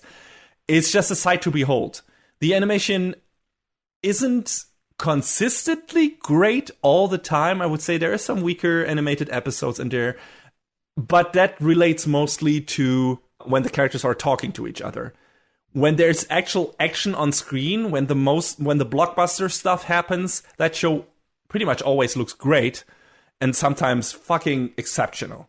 Like, there are scenes in this show that are so well choreographed, and that feels so good because, like I said before, the stakes in the show are very high. There are a lot of horrible things happening in this show. So if a certain character gets out of a certain situation, and this being a very well choreographed action scene, or there's a giant ass comeback and comeuppance for a bad guy, or a character finally coming into their own and pulling themselves out of shit and then fucking doing a payback move or something like that. And, I don't know, turning around the fate of everyone involved in this part of the story. It's so riveting, and it grips you and it doesn't let go. And that's what Attack on Titan has been consistently great at throughout all of its 3 seasons. Think about it what you will in terms of story. Some people like where it was going. Some people thought the pacing wasn't as great in certain parts of the story and didn't like where it was going, partially in season 3. You can discuss this. You can argue this. I wouldn't hold it against you if we were like, I didn't like where this was going. I can totally understand it. But I think, in my opinion, the action side of things in this show is pretty much flawless from beginning to end. And that doesn't mean that there is action in every episode. There's a lot of talking in a lot of episodes, a lot of plot development. But every time the action hits, it fucking hits. Mm-hmm. That's why I think it should win this category, for me anyway. And I really enjoyed it throughout all these 3 seasons. And yeah, the stakes and how harrowing certain things can get are what elevates it for me over things like Kill la Kill or Dragon Ball Super Broly. I think the show really hit for me because it had a lot of intrigue as well. Yes, because that too. and I feel like I had a different goofier category name, but I think that's probably the better one to go for. Because every time it was like, oh, we got an answer to this question. It's like, well, here's 3 more questions, motherfucker. And it's like, what are you talking about? What do you mean? And every time, they would kind of partially solve one mystery. It would just like blow wide open and be like, no, you didn't know. You didn't know anything. The characters or the audience. And I feel like, I still am curious where the story is going to go in the last season. I mean, our friends advised us not to watch the newest trailer, so I don't. All right. We're not. I mean, the thing is, first of all, there are some shows that do this mystery box thing, right? And they overplay their hand. Lost as an example. That try to make it all so mysterious and add new shit, and at a certain point you understand that none of the creators knows where they're actually going with this. And you might think at a certain point, oh god, is there going to be a good payoff to all of this? And the thing is, I think Attack on Titan actually lives up to the promises it makes. I think the payoff you get, like the resolution to the most prevalent mysteries in this story, get a really good resolution at the end of season 3. I was really satisfied with where they went with the story. And I think at this point, it's more about what kind of crazy shit happens in the plot and not so much about mysteries being revealed, because all the big mysteries of the show have been pretty much revealed at this point. Yeah. There are not many things to clear up, really. And now you have these 2 parties, and there is going to be a confrontation. That's probably pretty much... A lot of people have been saying the last arc of the story, like what is going to be the 4th season, is completely different from what we've seen before. And I can see that, because... Like you said, until now, this show has been a mystery box, also action horror thing. Oh yeah, that oof. The horror horror going on. Oh boy, is there! Like this could also have been like favorite horror anime thing. It really goes for the horror a lot of times, and that's what it's been up till now. And I think now we're gonna probably get into a bit of a different genre here, because most of the mysteries has been solved at this point. But I'm looking forward to it. I want to experience it. I hope MAPPA does a good job. I mean, they have shown, especially this season, that they are up to the task if the manpower is there, if the right person is at the helm. So we'll see. I hope they follow up on what Studio Wit has been building with these first 3 seasons. But yeah, the action is great, but the mystery kind of drew me in, so I think that's why it's on my list for me. So I guess we can go on to another category then. How about best historical fiction?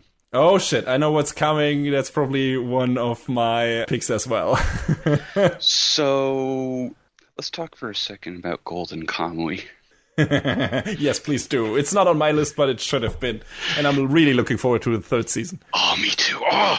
So, nobody talks about the Russo-Japanese War. Yeah, no one. So, when I was talking with a friend of mine in RL who has a major in history, and I was telling him, yeah, there's this show that takes place like just after the Russo-Japanese War, he was fucking floored. He was like, what are you talking about? I'm like, yeah, it's this show about a gold rush in North Japan in the early 20th century. It's fucking great.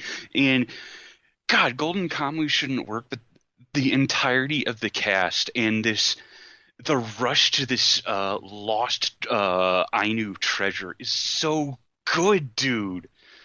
Sugimoto is great because he's the immortal Sugimoto. Like, he gets into all sorts of shit, and it doesn't matter what happens.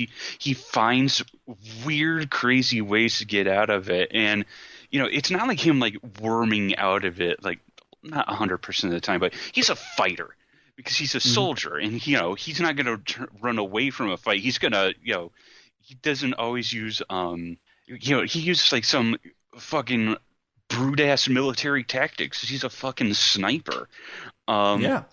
And seeing, and seeing this weird cavalcade of characters that he runs into all along. Like, the friendship that he makes with Asirpa is great. It's so good. I love them two together. They're so good. They're like brother and sister. And then like everyone else that joins them is this show's a fucking goof, but it's also so great. And the action, like maybe the first season is a lot rough, but because you have your PlayStation 2 texture bear in the first couple episodes, I'm not gonna lie to you, it doesn't look good. But if you can sort of push past that, there's a great series with this wildly eclectic cast that just brings everything together. And oh my god, the third episode or the third season, I think, starts in like 3 days, and I'm like, oh, just pour it into my face. I can't wait. I can relate. I'm really looking forward to it. I kind of want to watch the finale of the second season again because that was such great, riveting shit. Yeah. And man, but the characters are pretty much, I mean, the story as well, just, how well paced it is and all the twists and turns happening is great, but also there's so many memorable, cool characters in this show. It's so weird. It's like, it feels like, I don't know, Russo-Japanese war version of JoJo's Bizarre Adventure in a way. It's really cool. It's a really cool show. I wish it would have gotten better production values. It would have been picked up by a studio who did the source material justice. But even with the shortcomings it has in terms of animation quality, it's just a super enjoyable show. Oh, man. Great. I watched the trailer for the third season the other day, and I'm fucking ready to go. Yeah, let's fucking go. Can't wait either. But historical fiction is... I mean, there's some out there. I don't really actively seek it out. There's not a ton of it, though, I feel like. As far as anime goes, like, there's... I guess if you want to watch the adaptation of Samurai Warriors, don't. But if I had to pick one for this specific subgenre, Vinland Saga. Of course. Come on. Oh, Vinland Saga is so good, man. Yes. Vinland Saga is my pick for favorite drama. That's also most anticipated adaptation for me, because I've been waiting like I don't know how many years for this to happen.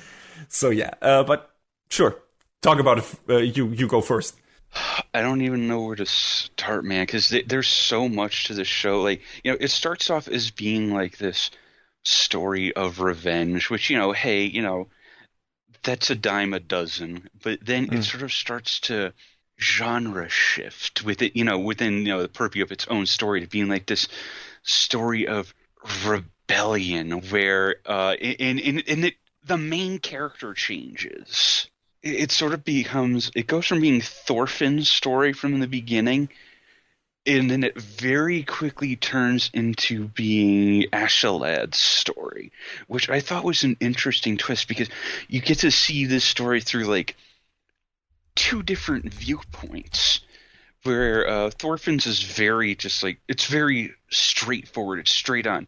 You know what he wants, you know what he's going for. But with Ashalad, you're never 100% sure until you get to way later in the story, and you sort of see what he's driving at, and it makes his character go from being like, oh, this fucking asshole guy to piece of shit, get this piece of shit, to being like, oh, and I don't think you really ever 100% sympathize with him, but you sort of see what makes him tick, and you get inside his head, and it's such an interesting flip, because the main character isn't.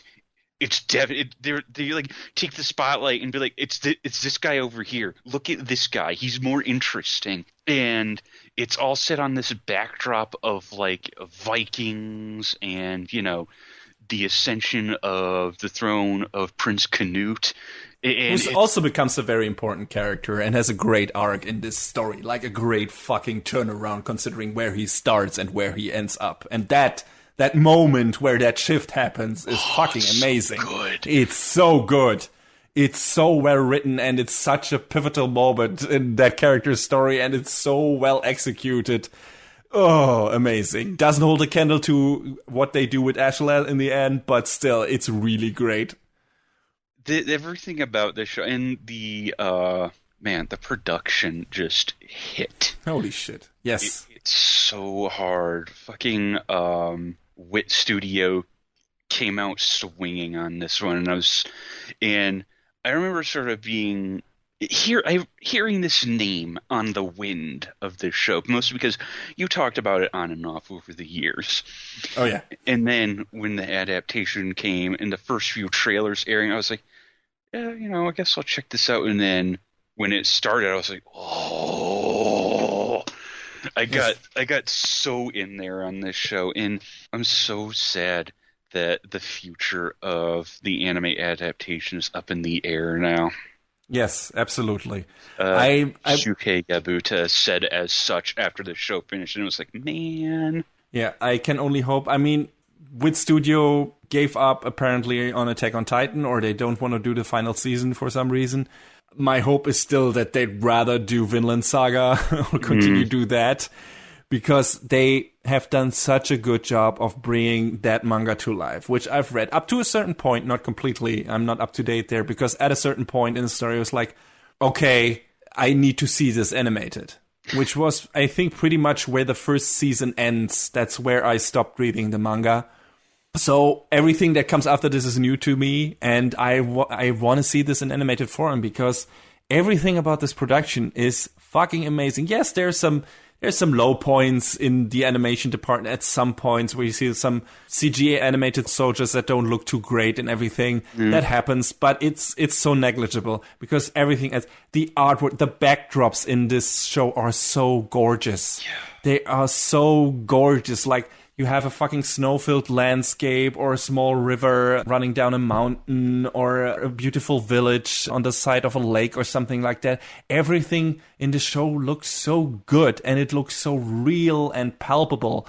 And I have rarely seen such unbelievable naturalistic artwork in an anime. Just so good. The design in the show is so good. And add to that a tremendous soundtrack by Yutaka Yamada.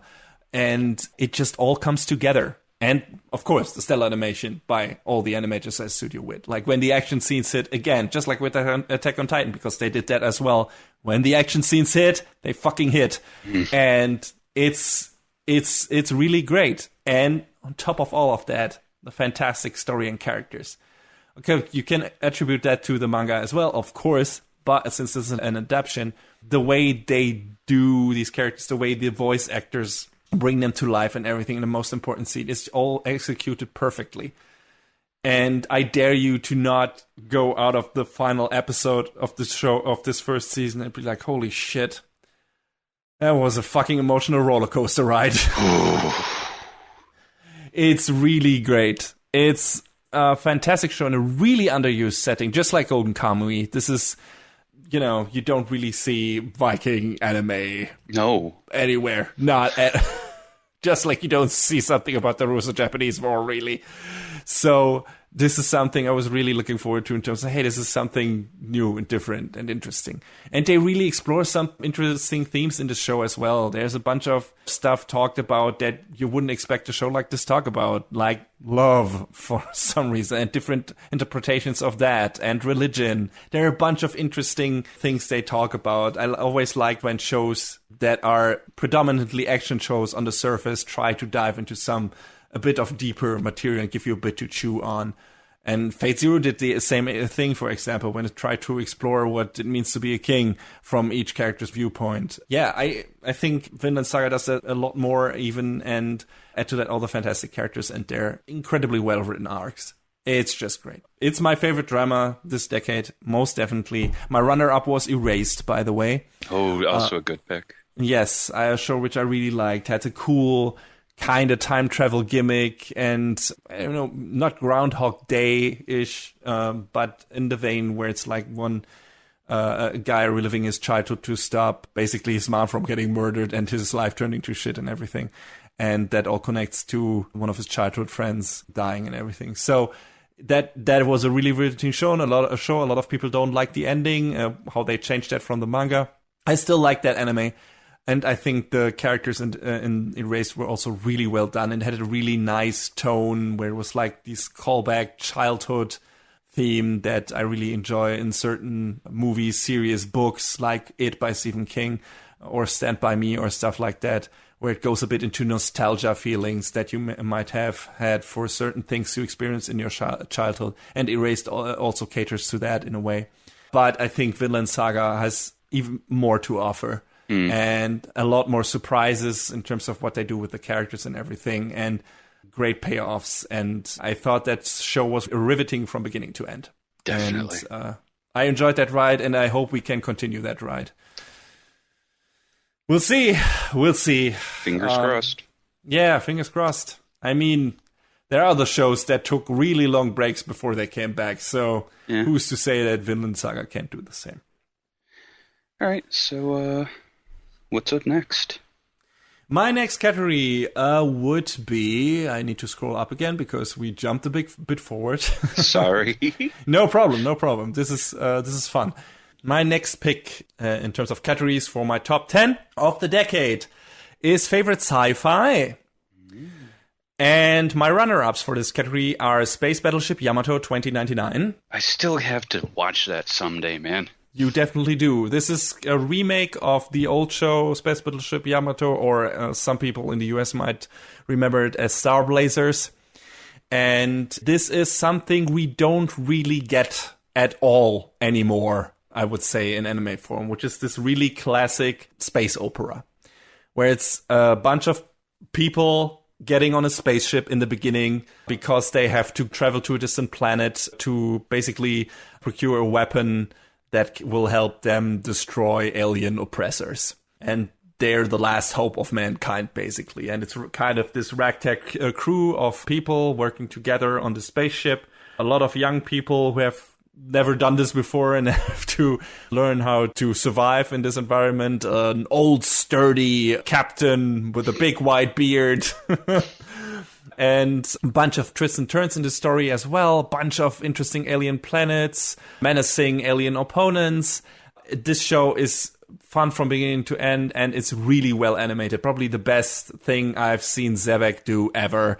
It's just a super entertaining show with a tight plot and a lot of things happening, and a really cool emotional finale in a way. One thing is a bit weird, but considering that the series got also a follow-up, which I haven't watched yet because so far only the movies have been released.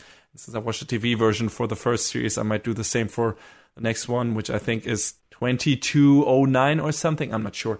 Sounds about But yeah, Space Battleship Yamato 2199 is a fantastic sci-fi show, a really nice space opera that you can enjoy if you love shit like Macross, if you love, if you love stuff like Macross, if you love classic sci-fi fantasy stories, Leiji Matsumoto stuff, like maybe Captain Harlock or stuff like that. If you are into that kind of classic shit, you will like Space Battleship Yamato. And there is a lot of really cool shit in there, and good CG on the spaceships, which I didn't expect because it's really fluid, well animated CG.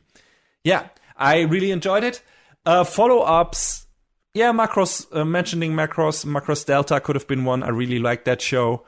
So might have been one of my runner-ups, but I would still rank two other shows before that, and that would be Astra Lost in Space or Planet With, which I also enjoyed both of these shows, both doing something really interesting with their respective genre.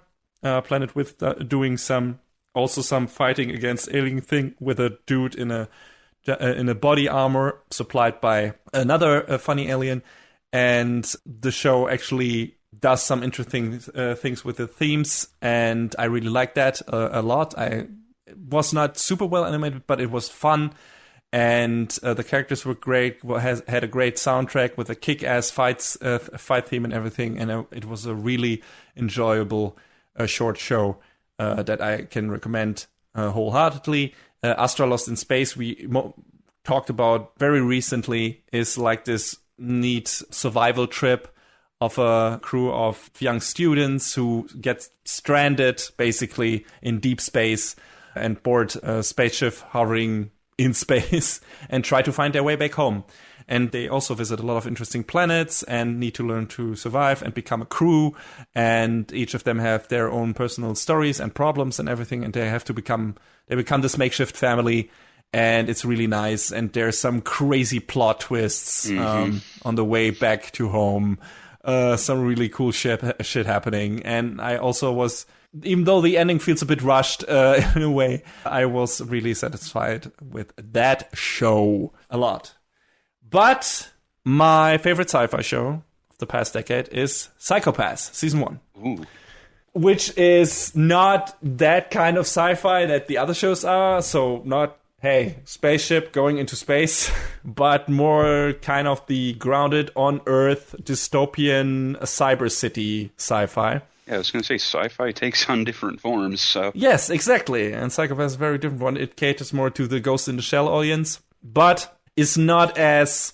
I don't know if it feels right to call it sterile, but that's always the feeling I got from Ghost in the Shell. Very sober, very analytical, very unemotional and everything.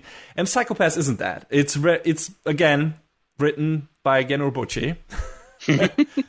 So several times he gets brought up again and again. He's one of my faves. That's how it is. But the comparisons to Ghost in the Shell are still valid, because this is about a police department, a special police department that is hunting down people who have identified as possible offenders in a way. There is this tool called the Psycho-Pass, which tells the police force of this future how likely it is of a person becoming a criminal, becoming insane, becoming nuts, whatever. And that kind of determines the rest of your life in this future, in this universe. So there are already a bunch of things you can tackle with that premise. And the first season really does so in really interesting ways. Like, there's some really interesting exploration of philosophical concepts in this show. This is the show where Urobuchi constantly lets you know that he has read a lot of books and wants you to read them too. There's one character who really constantly mentions the books he has read and philosophizes about them and everything. So if you're not into that, like a character doing that all the time, then maybe that show might put you off. But it didn't feel overbearing, because it felt like the character has something really interesting to say and did some really interesting thought experiments in that kind of framework, in that kind of universe that is set up in the beginning of the show. And yeah, that extends to pretty much all of the characters in this show. Each of them has a very interesting arc and a very interesting view on the whole, how justice works in this system, how individuality works in the system. And the show really has a really, let's say, forceful statement at the end where it basically turns the whole idea that is set up in the beginning of the show on its head, and it's like, this is not how it works, and basically you can't make this work, and all of this is basically bullshit. And I really liked that. I really liked where the show was going with its story beats. I really liked where the show was going with its with the concept it was trying to establish. It was also really thrilling. The different crime cases and serial killer cases they tackle are really exciting, and not for the faint of heart in a lot of cases. Like, there's some grueling shit happening in that show. And I really like the main characters. I think Akane Tsugimori is one of the best female anime characters probably ever. She has a really great arc and is a really strong female character. I really liked what they did in this show from beginning to end. And also her partner, Shinya Kogami, is also really interesting. Also, the antagonist, Shogo Makishima, is super interesting. And his look on things, considering where he's coming from and everything, is also a really interesting perspective. So yeah, the show has a lot going for it. A lot of twists and turns in the story, like I said. And it was just a really interesting sci-fi story with a mix of very well-known things that have been kind of explored before, but not in that combination, and also not that well, maybe, or that extensive. Like, there's a lot of Minority Report in there. There's a lot of Ghost in the Shell in there, like I said.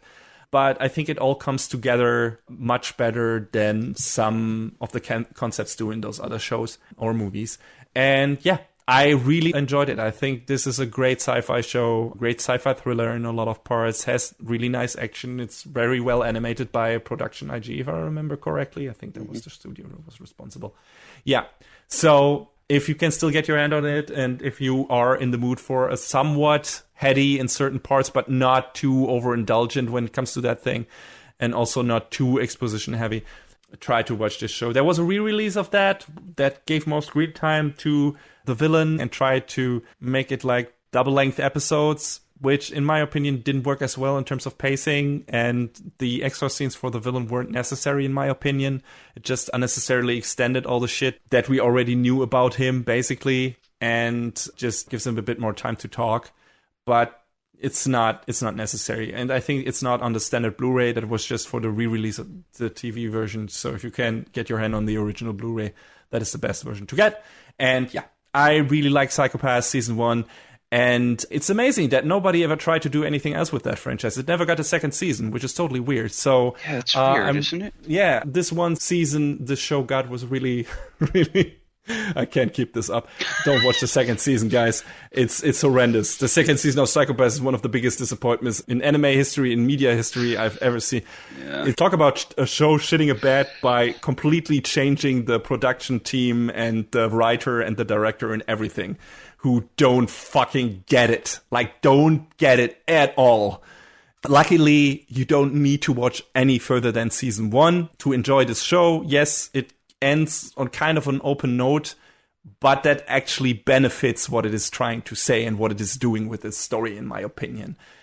It didn't really need a continuation. It doesn't really need, and the continuation it got was shitty, at least when it comes to the second season. I haven't watched the movie because the second season soured me on it. I know Urobuchi was involved again, but I also heard it feels more like a side story than an actual substantial continuation of the first season. So fuck it. I also didn't watch the new stuff. I am just, at this point, I'm like, hey, I got a perfect show out of the first season, a perfect little sci-fi show that I really enjoyed. And I'm willing to put the fucking blinders on and be like, hey, fuck it. There never was any more Psycho-Pass than season 1. And season 3 was kind of alright, but then they didn't fucking finish the story. Okay, well, there's that then. I don't know if any of the characters come back there, and Some of them do. I kind of think they partially ruin Akane in season 2, not as much, but they definitely ruin the character they introduce at the end of the first season, where it's like, oh, I get what it was such a nice cap off, and it was like, oh, I get what, that is that character now and everything, and that's super cool, and she seems likable, and then holy shit, season 2 fucking fucks her in the ass. Yeah, it's horrible. Don't watch the second season. It's a travesty. It's a sin. It's a crime. That's all I have to say. But season 1 is fantastic, and it's my favorite sci-fi show from the past decade, without a doubt. All right, John, your next category. Best romance. All right. Because I watched too many of them. Best romance with optional heart-wrenching. Boy, there was a lot. Not all of them great. So you won't see the perennial whipping boy on this list. If you've listened to the show for a long time, you know what show that is. But there were a few that really grabbed me and I really enjoyed. My runners-up are this one we didn't talk about, called Plastic Memories. About in the not-so-distant future, people basically hire androids that look almost exactly like humans as companions, or like, a helper or a maid or this or whatever, to help them out or, accompany them in their everyday life. But because of certain problems with this tech, these androids have a certain service life, and once they get past that, there's some deterioration with the machine, but the with the personality, the memory, the sometimes they kind of get a little rambunctious, violent. It's not great. So this is a story all about this guy. His name is Sakasa, and he works at this agency that goes out there and retrieves the androids when the time comes. And there's a couple of androids that work with them. And one of them is this girl named Isla, and she's she's a short, this girl is short in stature. She's got like whitish, bluish hair, and the two of them work together as partners, and she becomes his live-in partner, and feelings start to get developed as time goes on. This was a show that I was like, oh, I see exactly where the story is going, so, I'm going to be ready for how it ends. And it ended exactly how I thought. I wasn't ready. Mm-hmm. Boy, this show hits you really hard in the 11th hour because, Isla's time comes. And Tsukasa tries to be like, hey, but we can run away. We don't have to live by the rules. And Isla's like, no, we can't. That's not how it's supposed to be. And boy, this was a different sort of romance that hit really hard in the ending, in spite of knowing how it would end. Very, very pretty, well-produced show that they did this little thing in the intro sequence where if you play this one part of it all back to back, Isla's facial expression sort of gradually changes as time goes on, and it's super meaningful and relevant to the plot as it plays out, and it's so good. Oh, fuck. If you want to, if you really want to cry your eyes out in a romance, this is the one. This is really good. But if you want to get a little more grounded in reality, Given is great. We talked about it last year, and it's this, I didn't think I would find myself watching a very gay romance story, but the dynamic between the two main characters, Ritsuka and Mafuyu, is super good. And it's all about them two bonding over music and forming a band, and discovering that, hey, Mafuyu can sing really well, and Ritsuka, he's great at the guitar. He always has been.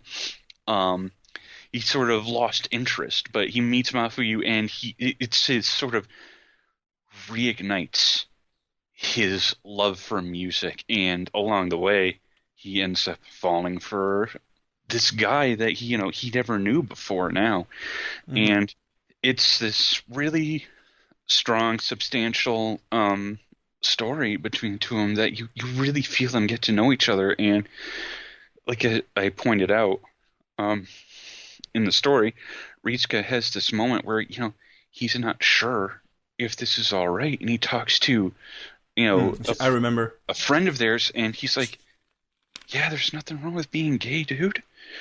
And it's this super validating story because of it. It's super good. Oh man. The big musical performance that they build towards in, I think it's the second to last episode, the payoff is super worth. It's so good.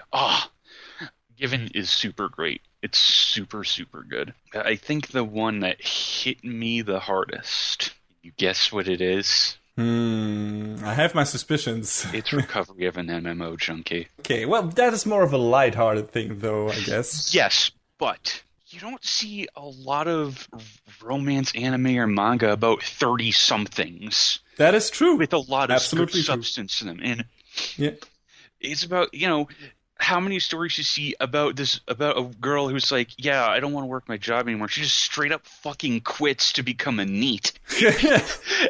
And she's like, I'm going to play MMOs all day long, and finds a boyfriend through that. And it just feels super it feels like this sort of thing, you know, obviously, you know, Plastic Memories is some future shit that, you know, falling in love with robots is, you know, a far off dream, and follow the lessons that Futurama told us and don't date robots. Given is definitely grounded in reality, and you know, it's a great story, but it's, you know, it's a high school age story. There's I'm 36 years old.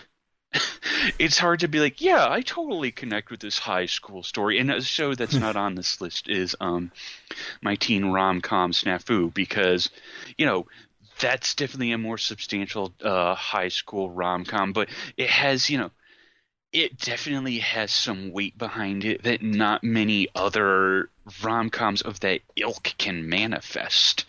So it's probably the stronger choice, but I feel like as far as personally connecting to, MMO Junkie is a lot stronger, and it does a lot with its story, and with its you can tell very limited production budget, but it has a lot of smart choices in there. I mean, a story like that doesn't necessarily need a high production budget to shine. No, that's true. And I mean, we touched on it back then, but, you know, it's still worth mentioning that the director of the show at the time is not a great person, but hey, he got fired from the studio, so now you can enjoy this show guilt-free. But yeah, this is definitely, it's got to be like my pick for romance from shows from this decade, because just it feels so personally relatable for me, because, you know, there's so many times I've just wanted to walk off the job and just go home and play video games all day long, but you know, you can't do that. So, oh well, oops, I'll live vicariously through Moriko. Sure, why not? I mean, that also, like you said, the whole thing just being about 30-somethings, being first of all rare, and then also, you know, being more relevant to our age group and more relatable. Yeah, that's also the thing. When you talked about it in the original review, I was like, oh yeah, that sounds like something I might check out one day, because that's definitely more relatable than the other romantic comedy stuff I've seen so far. So, and it is more lighthearted, but it's also a feel-good show. So yeah, that's great. Yeah, I think that's pretty much it for that. What do you got next? My next category, a very niche one, is favorite sports anime. So, my runner-ups for this were Kuroko's Basketball by Production IG, which I really enjoyed, and is really kind of classic in a sense. It tries to be a bit more realistic, and also having, you know, super moves, so having your cake and eating it too. You know, it gets really wild later on when it comes, and really anime when it comes to, hey, this character is not super fast, but also this guy does a move where everyone just kneels before him out of sheer, I don't know, respect or something, because they just get intimidated by his force of will, or it's ridiculous. So it's super fun, and that's what sports anime are all about for me usually. It's like, hey, I'm not really interested in a real life sport, and anime put some characters in there that are super fun and do some wild shit that they couldn't actually do in the sports on the field. So that's what Kuroko's Basketball does really well, and also really well animated at times. And the other two shows I would put in my run-ups would be Captain Tsubasa, the remake from last year. Yeah, I think it was last year. Or the year before that. I'm not sure. What is time? Yeah, what exactly? What is fucking time? No, it was from 2018. So 2 years ago. But yeah, a remake of that story that has been adapted from the original manga several times before. But I think this is the best version of that story. The first two arcs, Kids Dreams and Fight Boys Fight. Sadly, we didn't get to the World Cup arc in that adaptation. I would have loved to see fucking Captain Tsubasa duking it out with the German Captain Tsubasa, Karl-Heinz Schneider. That he is the same character, just with blonde hair and blue eyes. It's the same fucking haircut. It's the same fucking face. It's just a fucking color swap version of Tsubasa. But yeah, I would have liked to see that in that incarnation, because it's It were a lot of people from David Production who worked on JoJo's Bizarre Adventure, and it fucking shows in terms of how the action is choreographed and everything, and the colors and all that shit. So yeah, it's a really fun show, mostly really good looking show, and does a lot to infuse that particular story that, like I said, has been adapted many times before with a lot of new energy and a lot of new ideas. So yeah, it's really enjoyable. It's really cool. Skylab Hurricane Forever. And the last runner-up I had was Yowamushi Pedal, which is a show about bicycle racing, a sport that I don't give a shit about at all in real life. I give maybe a couple of shits about basketball and soccer, but not about fucking bicycle racing, even though I ride my bicycle on a regular basis. But still, this was just super enjoyable. Again, a lot of weird special moves. The main character, Onoda, is just so incredibly likable.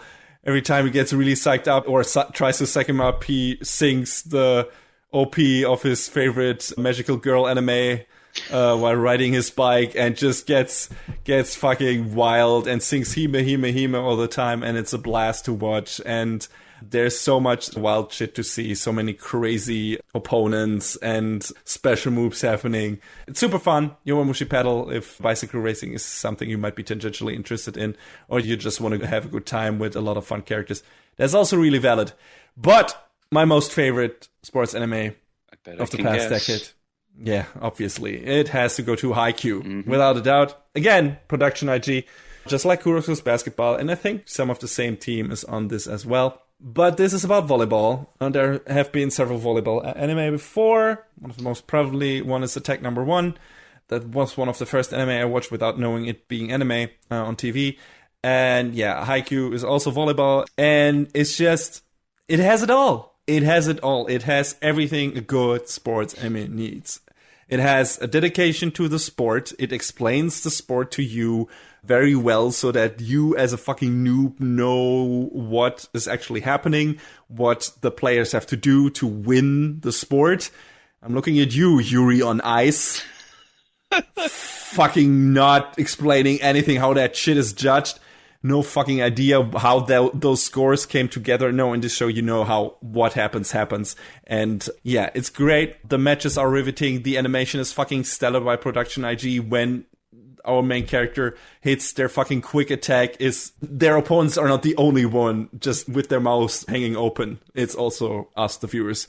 It's so great to look at. And yeah, speaking of the characters are incredibly well written. I really love the main pair of Shoyo and Tobio, who come from completely opposite ends of the spectrum in terms of how their characters are set up. But also they're very alike in a way. They're both hotheads, only, for different reasons. And it's really fun to see them first clash and not get each other at all, and then becoming like this super fucking tight combination that does incredible things on the volleyball court. And all the other members of the Karasuno volleyball team are fantastic as well. I couldn't all name them, but most of them have great arcs. One of the most dislikable characters in the beginning gets one of the most badass payoffs in a match I've ever seen, and it's so satisfying hearing him when he finally does what he does after he has such a struggle to get here, and then just lets out this fucking guttural scream that is so fucking well animated. It looks so good, and he just takes his two fists and just puts his elbows to his fucking waist and is just fucking yelling to the ground. It's like, yeah! It's so great. It's such a great moment, and Haikyuu is full of that shit. It's so riveting to see. It's so satisfying. The matches are spectacular. We got extremely prolific antagonists. Oikawa is one of the first big ones, and he's the most smug asshole you've ever seen, but also incredibly charismatic and funny, and I love him to death. He's fantastic. And when he hits that fucking first serve that you don't see coming, it gets like this really flashy animation highlight where it's this really thick, almost like paintbrush style lines around his body and his face and everything, and she just fucking smacks down the ball on the court. The ball gets deformed and everything because of the force of the serve, and it looks ridiculous, and everyone is fucking amazed and shocked, and so was I. It's really great. Like, the show puts all the effort into the right places, and the third season was especially spectacular. Only 10 episodes, but all of them are one match against the regional champions up to that point. And yeah, we got a fourth season. A bit of the creative team changed, but it still looks good. And I'm looking forward to more, which is coming, probably hitting in a couple of days, because it's a fall show. The second part of the fourth season is. So yeah, I'm getting more Haikyuu. I'm psyched as hell. I'm looking forward to more of this fantastic sports anime. If you are remotely interested in sports, or a good shonen-styled underdogs rising to greatness story, this is the one for you. It's really enjoyable. It's kind of a lot of episodes at this point. I think 2 24, 26 seasons, and then one 10-episode season, and now the fourth season has started, so that's another 10 episodes or something for the first part. But yeah, it's really enjoyable. It's a breeze to watch through. You can just marathon that thing and not get bored, because there's so much fun things happening. And like I said, great character arcs, a lot of great jokes. The humor, I always forget to mention the humor in that show when I talk about it, but it's so funny. This is one of the funniest shows I've ever seen. It is also a contender for best comedy for me, because the humor is so well timed in this show. It's not the main focus, but it's so well done. And since the characters are so sympathetic, everything that they do is super endearing and funny at the same time. So Tanaka is one of my favorite characters, comedic characters ever in any anime. I laugh so much at the shit that he does in this show. So yeah, it's really great. It's a fantastic sports anime, and a fantastic anime, period. I can't wait for more, and I recommend it wholeheartedly. All right. John, what is your next category? We're getting oddball. How about best revival of an old franchise? Okay, interesting. We talked recently about the reboot of Orphan, so that got me thinking about other older shows that have sort of come back. Which there aren't a whole lot, because if you're an old show, you're probably still running, like the ones we listed off earlier. But Dragon Ball Super, boy, wasn't expecting that. Talk about a comeback, man. Yeah, that hit in 2015, and even though it had a rough start, oh yeah, it came around, and it was the shot of nostalgia that I didn't know I wanted. It was a lot of fun. It had some great new moments I wasn't expecting. The Tournament of Power at the end was a great send off for the series. Oh, yeah. It was hype as fuck. And even though the adaptation of the Battle of the Gods and Resurrection of F arc is not as good in the TV series, you can still watch the movies and then just continue on from there on with the series. So yeah, exactly. That's not a problem at all. But yeah, and once you get to the Tournament of Power, it's just fucking gangbuster.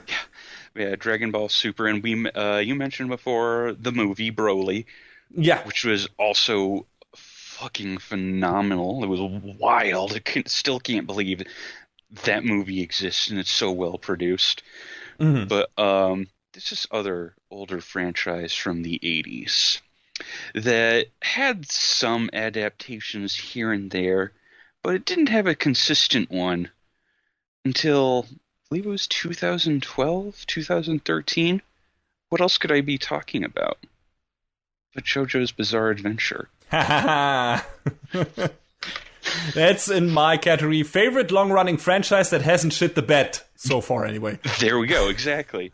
I knew so little. I was sort of had a cursory familiarity. Like, I knew the name. What I knew it from was the old Capcom arcade game. Mm-hmm. And I had no fucking idea what the hell JoJo's was. I just knew it existed. And I remember playing that game and not really getting into it. But now looking back on it, it's like, oh, yeah, no. There's some appreciation there.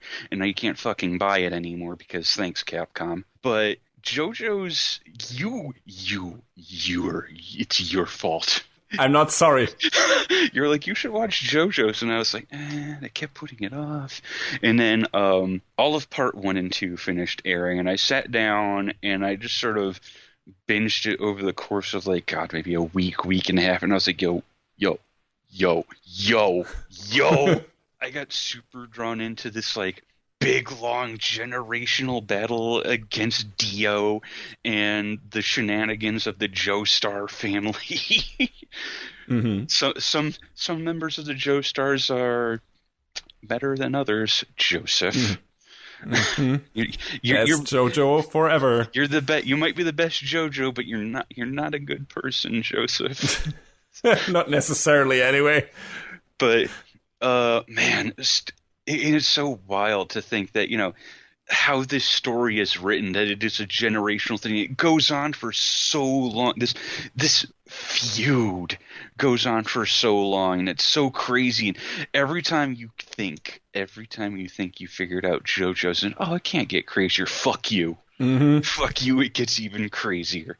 And man, the first series is a little rough. I'm not gonna lie. Absolutely. The first season, David Production is still feeling it out. Not only from the production side of things, but it's also, in my opinion, the most boring part of the story. And the most boring JoJo. I mean, Jonathan is fine, but he's very archetypical. It's weird because a friend of ours who we dragged down the JoJo hole as well said he liked Jonathan more than Joseph, which I think is interesting. Maybe he likes his straightforward heroes more, who are more on the, chivalrous kind of ways. And I mean, Jonathan is more sympathetic than Joseph in a way, but Joseph is just so much more fun. Yeah. He's a wild, fucking oddball, trickster asshole. And that makes him so enticing. And he gets even better the older he gets. Yeah. So just constantly devolving to, oh my god. Yes. Holy shit! Oh, fuck. What was the other big one that, right. Oh, no! Yeah.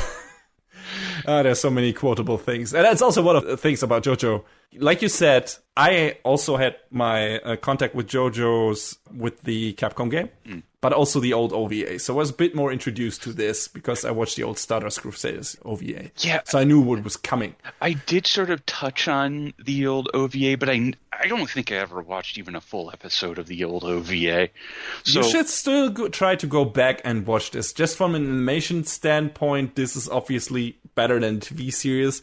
But, it's just an interesting time capsule and interesting to compare it to what they did better or different with the TV series. Yeah, so, I mean, as far as I can tell, the TV series is more faithful. Oh, yeah, definitely. More faithful, and I think also not only more faithful in terms of what it does with the story and that all the characters are included and everything, but also in terms of the crazy vibe JoJo's has. Oh, like, yeah. JoJo, the vibe of the new JoJo's is all lowercase, spaces between the letters, italics, aesthetic. Yes. It's got this very inherent, crazy, out there style that is just so this wacky, but also fun, but also cool in a very interesting way, but also weird, but also horrifying sometimes, and funny. And it's JoJo's is so many things at the same time, and it shouldn't work. For all intents and purposes, a lot of the shit that is happening in JoJo's that they put together on screen shouldn't fucking work. It should make you turn off the fucking TV. But it just makes you more interested in this fucking world and those characters. Like, man, those few episodes of Part 5 where it turned into a horror show. Yes. And not only, it does that consistently. Like, it becomes a comedy, it becomes a horror show. It does that in Stardust Crusaders as well, and I think in Diamond is Unbreakable as well. Like, it constantly shifts genres all the time, in every season. At least starting with Stardust Crusaders, in my opinion. It's a straightforward battle shonen anime, it's a comedy, it's a horror anime, it's a drama, it's a thriller, it's whatever it wants to be. JoJo's is everything. JoJo's is all. Oh no. We are all JoJo's. I was the JoJo all along. Yes, it's fantastic. And in my opinion, Hirohiko Araki is a mad genius. I mean, it's also partially him not giving a fuck. Yeah. That is kind of part of the magic. Him being like, no, I just have the characters do this now. But the way he does it is not like done in a way that you are like, oh, fuck this is too stupid, and it makes no sense. It's like, oh, it's interesting. For some reason, he always gets the hook back in you. At least that's how it worked out for us, in my opinion. So, Man. Yeah, but yet, like you said, the first season is a bit mixed in terms of animation quality. It's not super great. David Production tried to do what they do, but they didn't have I would say maybe not the confidence yet, also not the budget yet and the manpower they needed. And they really stocked up over the years in all of those departments. Yeah. So that's also one of the nice things, because JoJo's is such a consecutive long-running series that gets crazier and crazier, but also more well animated. You can really nicely see the progressions from the first season. The second season already looks a lot better. Then the third season starts to look spectacular. Fourth season shifts style in terms of coloring, in terms of character design. The fifth season even more, and then becomes a completely different kind of style of story. I mean, Diamond is Unbreakable already does that too. It gets more slice of lifey and more into the comedy and wacky side of things, and more the story of the week thing that all happened in this town. And then 5 is this mafia road trip revenge story and everything. So yeah, it's cool. JoJo's, like I said, JoJo's can be everything it wants to be. And I love that about it. And I love all of the characters, and I love all of the crazy villains that we're seeing. Like, can you name another anime that has that many interesting, crazy villains with unbelievable bullshit powers? No, definitely no. Hey, it's one of the high points in my opinion. Hey, but how does King Crimson work? How does King Crimson work? How does King Crimson work? Doesn't really matter. But that's another thing. Like, talk about a show that is an absolute game changer. Some people were tangentially familiar with JoJo's, some more than others, but a lot of people just didn't know about it at all. And when that show went to streaming, everything changed. Yeah. Suddenly, everyone was spouting JoJo's memes left and right. JoJo's has penetrated the anime scene so much that it's everywhere. And not even only anime. Like, it's one of those things where everyone has probably seen some kind of meme for JoJo's without even knowing it, but using it again in a different context for some reason. Because that show is so fucking memeable. There's so much shit in there that you can use for certain occasions, and it just works. And now you see that shit everywhere. And a couple of years ago, nobody fucking knew what JoJo's was. And just because it got crazier and crazier and upped its own game more and more, it became so ubiquitous and has stayed that way. And everyone is anticipating the new season now. Everyone wants to know what's going on with the JoJo's, and most of us, the two of us. I want to see Stone Ocean. Yeah, Part 6 I want to see the first female JoJo's. Yeah, I can't wait. I'm looking forward to whenever David Production is announcing it. I hope that will happen on the anniversary event next year. I assume it will, probably. That would be great timing. All JoJo's so far on stage for the first time, and maybe then they will bring out Jolene Joestar's voice actress, and then announce the 6th part. That would be cool. I'm looking forward to it. John, I think we have talked about it to an extent. I think my favorite part is still Stardust Crusaders, and yours, what is it, 4 or 5 at this point? Is it Diamond or is it Golden Wind? I'm still really big on Diamond Does Not Crash. Yeah, no, just fucking something about Josuke and Okuyasu in their antics, but also the overarching story and how it all comes together with some of little bits of what came before is just really good. It's really strong, man. And Kira is a good villain. Yes. So, yeah, good stuff. Just JoJo's, man. It's a fantastic show and a fantastic franchise, and I'm really glad that every fucking outing of this has at least been great, if not fantastic. So, goddamn, that's a track record. That is not easy to beat. That is not easy to beat. My runner-up for this category, like I said, for me, JoJo's was in the favorite long-running franchise that hasn't shit the bed yet category. My runner-up for this category is probably a show that will turn up on your list later, so I won't name it here. I have my suspicions. Mm-hmm. Because I would be really surprised if it's not on your list. I would be shocked. I wonder. To be honest. Yeah. I wonder. All right. So I'm going to continue with my actual next category. And that is favorite fantasy. Oh. Yes. So the runner-ups for this are Noragami, which was a nice little fantasy show. Got 2 seasons. Also a contender for the category of a show that needed more seasons. About a god that is trying to gain more worshippers. He's basically a very poor god. Lives on the street like a bum, pretty much. And runs into this girl and tries to basically make her follow or whatever. And, a lot of other colorful characters and gods are involved and everything. And fantastic battles. It's a Bones show, so it looks really great. And it was also really funny. Yeah, I really love Noragami. I think it's a cool show. Had a lot of potential, lived up to that in a lot of ways. Got really dark in certain parts, which I didn't expect. But also, yeah, still really enjoyable. I would have liked to see more seasons. Didn't get that. So the story is kind of unfinished. So it's still one of my runner-ups. And the other runner-up would be Ushio and Tora, the remake from, I think it was 2015, if I'm not mistaken.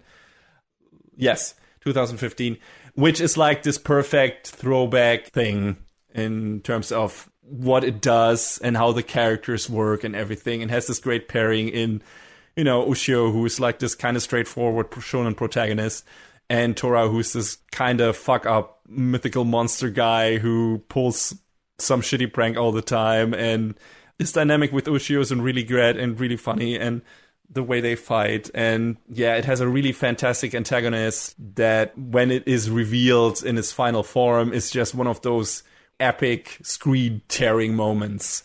And man, that's one of those moments that I will always remember in terms of how it came together, how it feels like, okay, right now the stage is being set for the final confrontation, and this is the most epic shit I've ever seen in my fucking life. And Ushio and Tora did that really well. And yeah, I love that show. It just was one of those, hey, I kind of have seen this before in a way, because shonen fantasy, but it's done so well and it's so fun. And the characters are great, and there's some nice twists and turns and everything. And yeah, I like everything about this. So yeah, I can wholeheartedly recommend that show as well. But my favorite fantasy show, anime show in the last decade is Made in Abyss, which feels kind of weird because so far it's gotten only 1 season and 1 movie. And I haven't seen a movie yet because it just recently released on Blu-ray. I'll probably be able to see it tomorrow. So update on that. But all I have heard from that movie, it continues where the series left off perfectly. Only more soul murdering. I mean, the movie is aptly titled Dawn of the Deep Soul. So yeah. And by soul murdering, I mean this show is a fucking nightmare. It will take your heart and crush it in its unyielding claws. It introduces a pair of incredibly likable, incredibly lovable main characters, 2 kids, the cyborg boy Reg and the little explorer girl Rico, and they take it upon themselves to climb down in the proverbial abyss in search for Rico's mother. And the way that abyss works, it's a fucking hellscape. It has it's basically a giant ass cave and has several layers, and each layer is basically like this new hellish environment with its own ecosystem and a bunch of creatures that are deadly and that will kill you instantly if you don't watch yourself. And also the environment itself is deadly. You basically can't climb up again if you go too deep into the abyss, or can't climb up again easily because the strain on your soul or on your body is so heavy that you will instantly die if you do that. And the whole atmosphere in that show is just so fucking dark and dense and thrilling. And this was the show where I was on the edge of my seat for the most time, constantly. That for maybe another show that I could have brought up in here or in another in favorite drama maybe, but I didn't because that also got 1 season and that got already a 2nd season announced. So I probably will talk about that show in our next favorite decade episode, which is a couple of years off, but still. You're making assumptions. Yes, but still, hey, I'm being optimistic.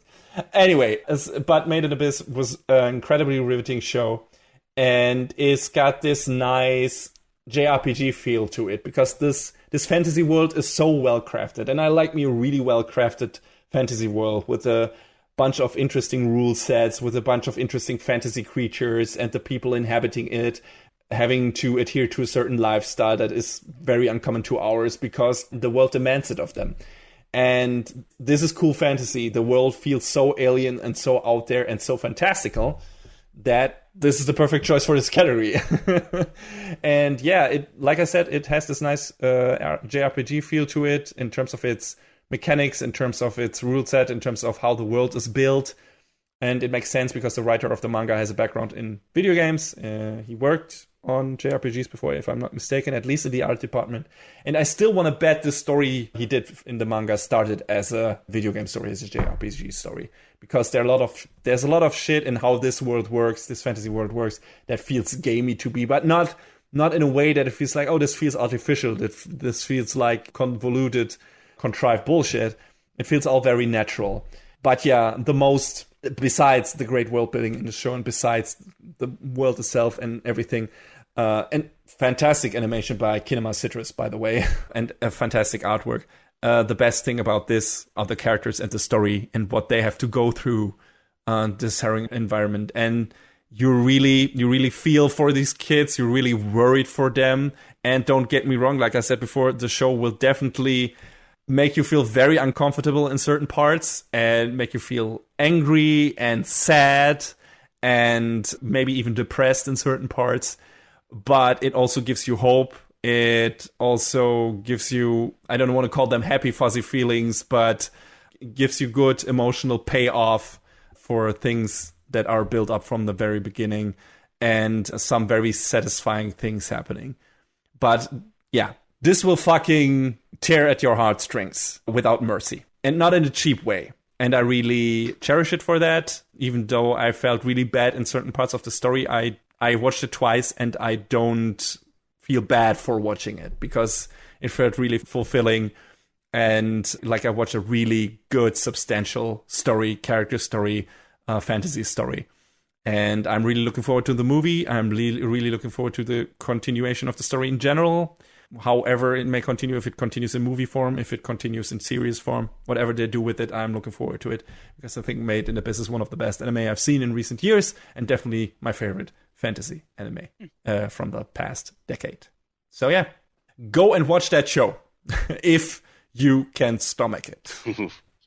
Need to set that warning beforehand, because otherwise people are like, what did you make me watch? But it doesn't get to the level, at least for now it hasn't, to Devilman Crybaby levels of being depressing. Oh boy. So don't worry, people. If you got through that, you will get through Made in Abyss. It's more hopeful than that. But still, it's not comfort food. Not at all.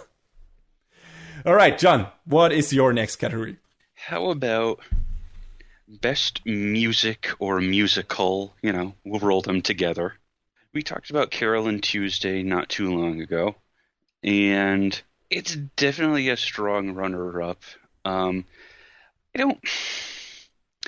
Honestly, maybe... I don't know. I don't know about this show, because it was really good, but it also didn't really have... I forget how exactly we described it.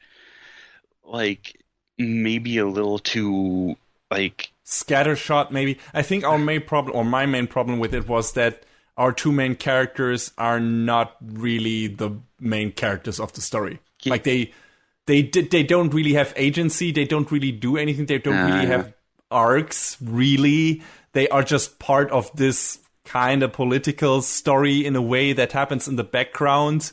And then there's the part where they try to become musicians. But they are not really part of anything aside from their family relationships and everything that happens in the background. They mostly just...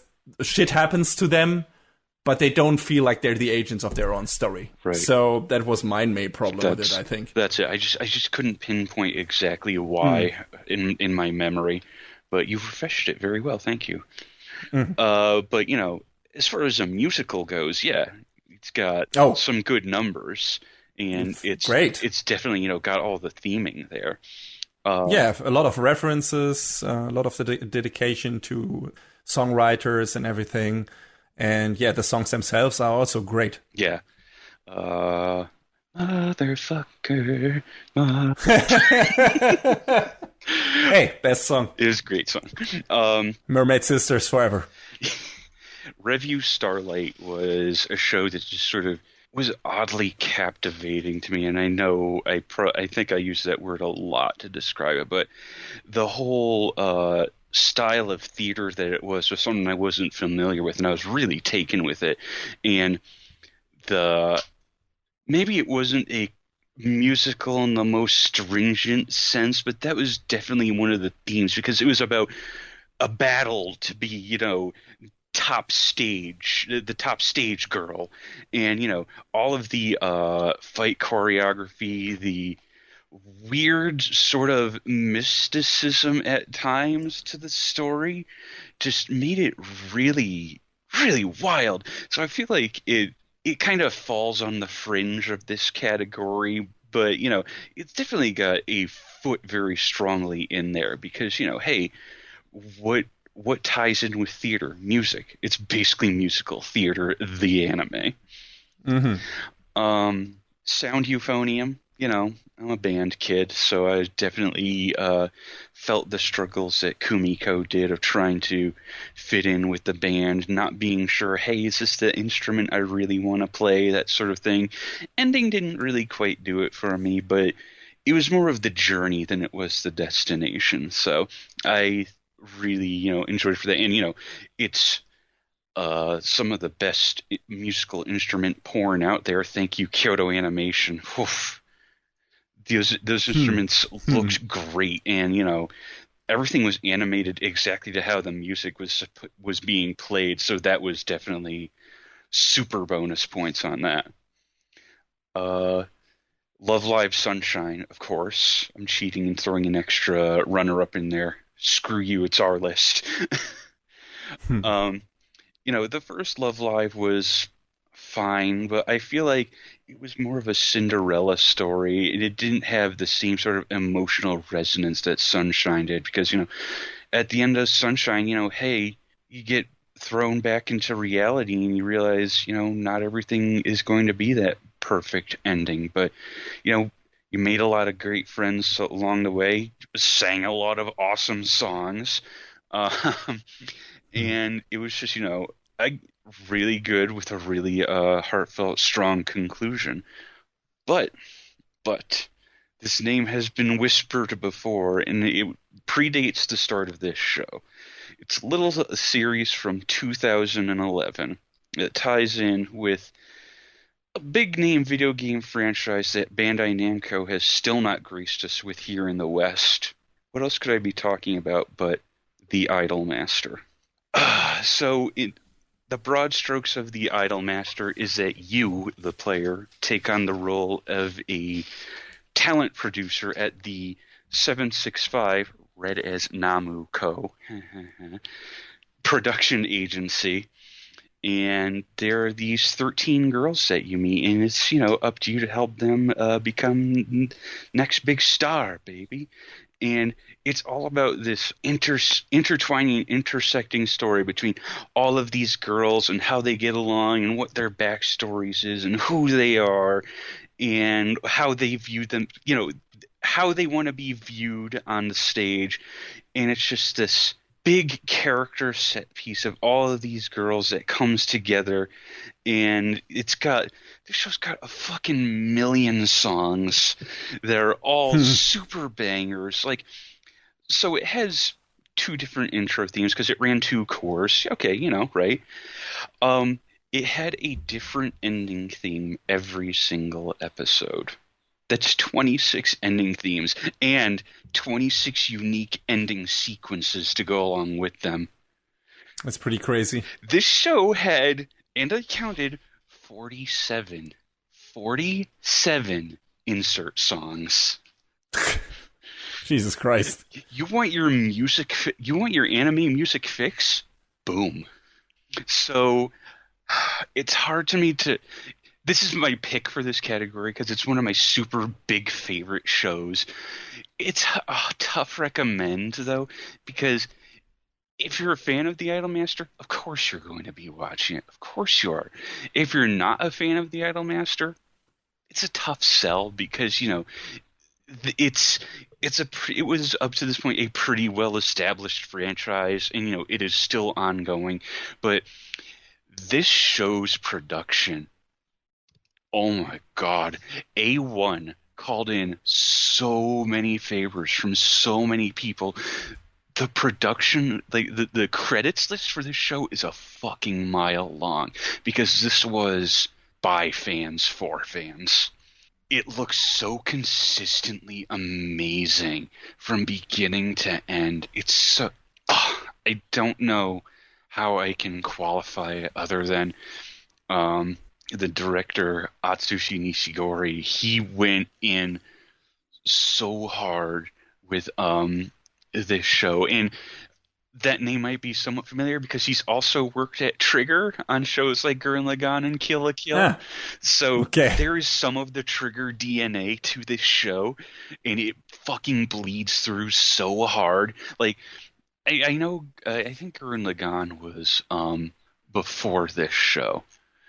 Yes, it was. So you see a little bit of that come through, and you see a lot of it come through in the shows afterward as well. It's just like this really feel-good show, but it also has some really hard-hitting emotional stuff. Like there's one of the girls, there's this narrative with some of the girls that goes throughout, and then of course each girl has their own episode or set of episodes, and the ones for this one character, Chihaya. She's had a tough life getting to where she is, and it comes through super well in her episodes, and that alone is worth watching. But this show is one of my big favorites of all time. So if you're going to watch a big musical showpiece, I honestly feel like this is like the one. Obviously, there is another show related to music, which I have not mentioned yet, and you know what it is. But that show is not purely a musical, so I don't feel like it belongs in this category. So, yes, that one is coming. But The Idolmaster is super good. It's amazingly well produced. It's got an incredible soundtrack with so many good songs and a great cast of characters and voice actresses that's just it all comes together so well, and I can't not recommend it enough. I'm glad you finally got to talk about it, because so far you could only mention it in passing, really, when we were talking about, I don't know, Love, Love, Sunshine or stuff like that. And you finally had your chance to talk a bit more extensively about Idolmaster. Yes. And it sounds like it's, if you're really into musical anime and everything, this sounds like a banger. And especially, like, if you like the music of that show, you got a lot of tracks to listen to while, I don't know, doing a workout or something, or being on the go. And, that sounds great. There's a follow-up based on one of the mobile games, Cinderella Girls. It's all right. It has sort of the same production value to it. I don't feel like it's as strong as the original show, though. There is... God, this franchise gets adapted into the ground because there's also another adaptation of Side M, which is the boys' side, if you want cute boys to look at as well. So you can do both. And then there's an adaptation of the other mobile game, Million Live, coming, I think, either this year or next year. So I'm interested to see if they can do that justice as well. But the 2011 Idolmaster series is peak idol anime for me. Sounds like a big recommend. Good, and I love it to death. So very nice. So what's your next? My next category is favorite classic shonen or shonen battle action or battle anime or whatever we want to call it. Your One Pieces, your Narutos, your what's hot now, Black Clovers, whatever you're gonna call it. But yeah, those are not in my runner-ups or my pick. My runner-ups are the 2011 version of Hunter x Hunter. There it is. Yes, of course. I wasn't able to review the show. I couldn't really talk about it that extensively. I will take my chance now. I love this version. I watched the old version, which went up to the Greed Island arc, which is way into the series. But still, there was the biggest one a lot of people were looking forward to was still to come, which wasn't finished at that point. And they adapted that for this version. And it's a doozy. But they had a lot of stuff to go through before that. And that's where some of my misgivings come in, where it's like, yeah, they rushed the fuck off some out of the earlier stuff. That backfires in certain ways later. For example, in the very first episode in the old version and in the manga, there's a character introduced. They don't introduce him in this remake. And then he becomes very important later in the story. So it's like, our main character Gon is like, hey, you're the guy who taught me this and that. And everyone who only watched the 2011 version is like, huh, who's that? Who's Kite? I've never seen or heard of that person before.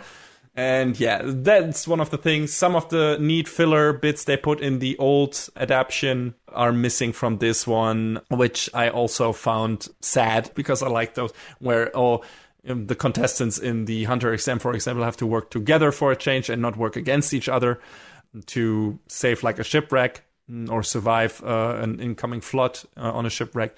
That's also not in there. So there's some things that I think this version does not as good, but everything else is really spectacular. It's Madhouse who did this at their best. So the fights are fucking spectacular. The fight between Gon and Hisoka is as stellar as you would want it to be if you've seen the old version. Much better. It's just, you sit there just holding your breath all the time.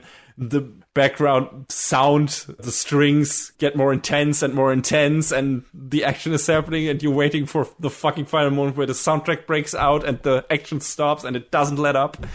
And there's so many scenes like that in the show. The main characters are fantastic. Gon and Killua are a super sympathetic pairing. Leorio is fantastic. Kurapika is fantastic. A bunch of great kind of shown archetype-y characters, but also with a neat twist to them. And each of them kind of in a way get their own interesting part in the story. And yeah, the final big arc of the story is really something to see. It's the darkest that show ever gets, and I couldn't believe how dark it fucking got. But also has a really, really interesting villain, and what they do with him is really cool, and how that wraps up and everything. I think the only misgiving I had about that part was that it got really exposition-y, like even during the fights. It's kind of a running joke that Togashi actually wants a novel instead of writing a manga, because there's so much fucking text in some of his panels. Mm-hmm. And the way they went about in this adaptation was not very elegant, as in they had the narrator fucking read those lines, basically those text blocks during the fights. I don't understand that.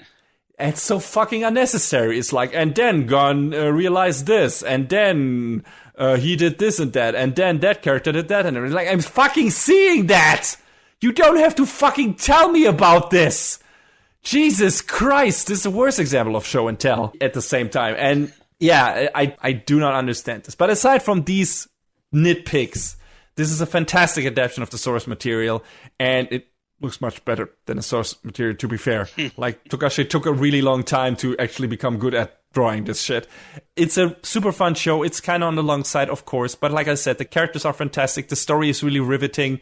It takes some neat twists and turns that I wouldn't have expected from this kind of shonen series, but all the shonen archetypes in there. There's a tournament in there. There's a training arc in there, an exam arc in there. It's all you would expect from a classic shonen battle anime is in there. And it's all done really well, and I really enjoyed it. And like I said, the animation is spectacular, music is great, and the characters are great. So yeah, good stuff. My other runner-up is Food Wars. Mm-hmm. And now you people out there might be saying, wait a minute, that's not a classic shonen battle anime. These people are not actually fighting. Well, then you either haven't watched the show, or you are an idiot, because this is a classic shonen battle anime through and through. The only thing is they're not fighting with their fists, they're fighting with their fucking cooking skills. But everything you would want from a good shonen battle anime is in there. Again, exam arc, training arc, tournaments en masse, villains, ridiculous villains are in there as well. Crazy superpowers are in there as well. Like, everything you would want from a good shonen battle anime is in there. With a bit of edgy stuff on the side, for nourishment and everything. And it's really cool. It's everything, like I said, you would want from a classic shonen battle anime, but puts a nice twist on it by making it about food. By making it about preparing food. And making the clothes fly off people's bodies because the food is so fucking delicious. And that's a nice twist to the formula, and I appreciated Food Wars for this the entire time I watched it. Still need to catch up because we have to review the new season now, I think, if I'm not mistaken. Yes, I'm still behind. I really like Food Wars. I think it's a fantastic twist on the formula, but also at the same time has everything you would want from that genre and does it really well. Fantastic characters, really funny. Soma is a great main protagonist, really sympathetic, a bit snarky on the side, but also not an idiot, and really cool and really good at what he does. Not perfect, but really entertaining, and all the side characters are fun too. Each of them kind of get their little arc, and they get brought up again later in the show to come back, and support and everything, and it's really cool. Like, that show doesn't really forget about a lot of its cast. Some maybe get their short moment in the spotlight and then they're put on the sidelines, but most of them just get a moment later on again. And I always like when shonen shows do that and not completely forgot about their lesser characters, which Dragon Ball, for example, did for a long time, but then they brought all the minor characters back for the Tournament of Power and everything, and that was also fucking great. So, yeah, I love it when shows do that. Food Wars does that constantly, and also, like I said, puts a nice spin on a formula, which I really appreciated it for. But when I say favorite classic shonen thing that does everything I want from that kind of genre the most perfect way I can imagine, I gotta go with My Hero Academia. Yes, we have talked so much about it already, and I regret not having chosen Season 3 as my best of the season candidate when I had the chance, considering Season 4 was a bit on the weaker side. But regardless, I enjoyed almost everything about these past 4 seasons of My Hero Academia. In my opinion, it does all the classic shonen tropes to perfection, even subverts some of them, but mainly just does everything you would expect out of a great shonen battle series as good as possible. And with a theme that is just totally up my alley. I just love superheroes. I can't help it. I'm sorry. I am a fucking mainstream piece of shit at this point, with Marvel being the big thing, but come on. I fell in love with it before it was hip. So, there you go. You liked it before it was cool. Yeah, before it permeated everything of pop culture. So, yeah, lovable heroes with fun, quirky powers, intimidating villains, an amazing soundtrack by Yuki Hayashi, which you have mentioned before, John, but who also, aside from this and the other show we mentioned, he also did the music for Haikyuu. And his soundtracks are fucking great. And it's perfect for My Hero Academia because he does these riveting tracks in combination of rock and orchestra score that just fucking get you pumped up and just lend themselves to heroic themes. And this show is full of that. And it works. It works well for All Might. It works well for Deku. It works for all the other characters when they get to shine.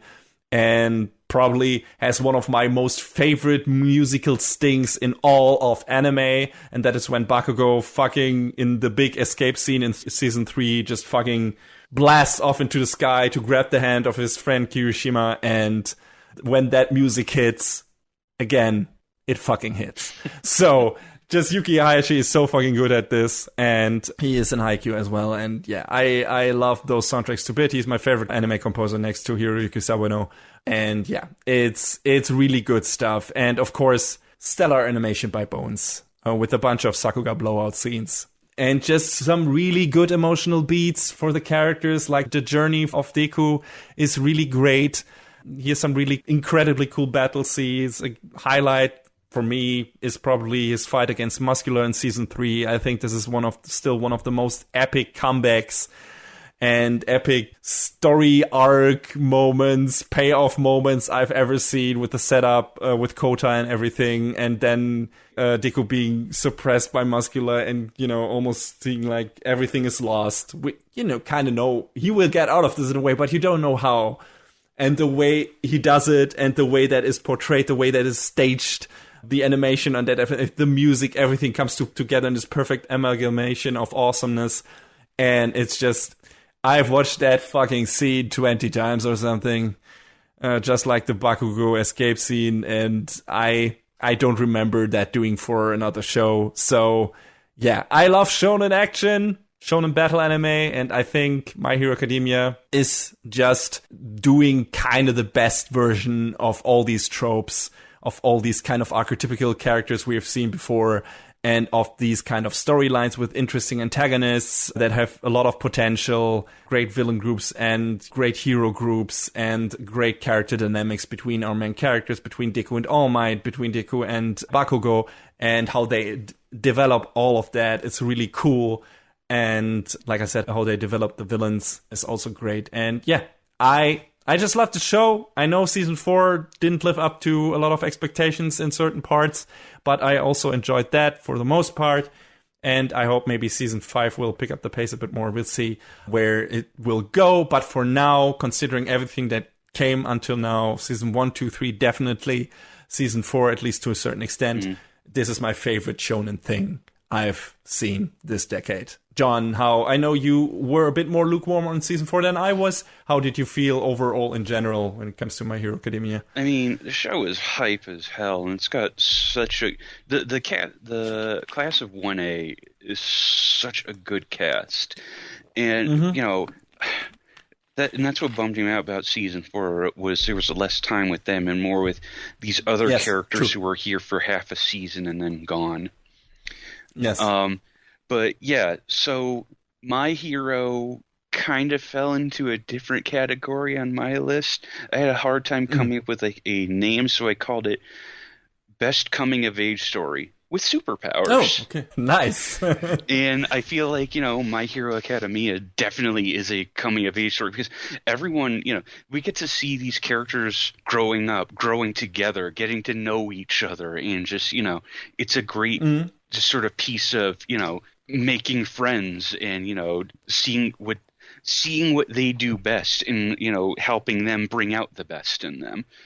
So each growing, each evolving, each learning what is important to them, how they can make, like you said, the best of themselves, and how they can let go of their misgivings, of their hold-ups, the monkeys on their shoulder and everything. And how that relates to other people in their lives and everything. So yeah, I think a lot of that shit is very well written. It's not complicated. It's not super deep. It's just still meaningful. It's meaningful. It's a well done, pretty meaningful coming of age story, like you said.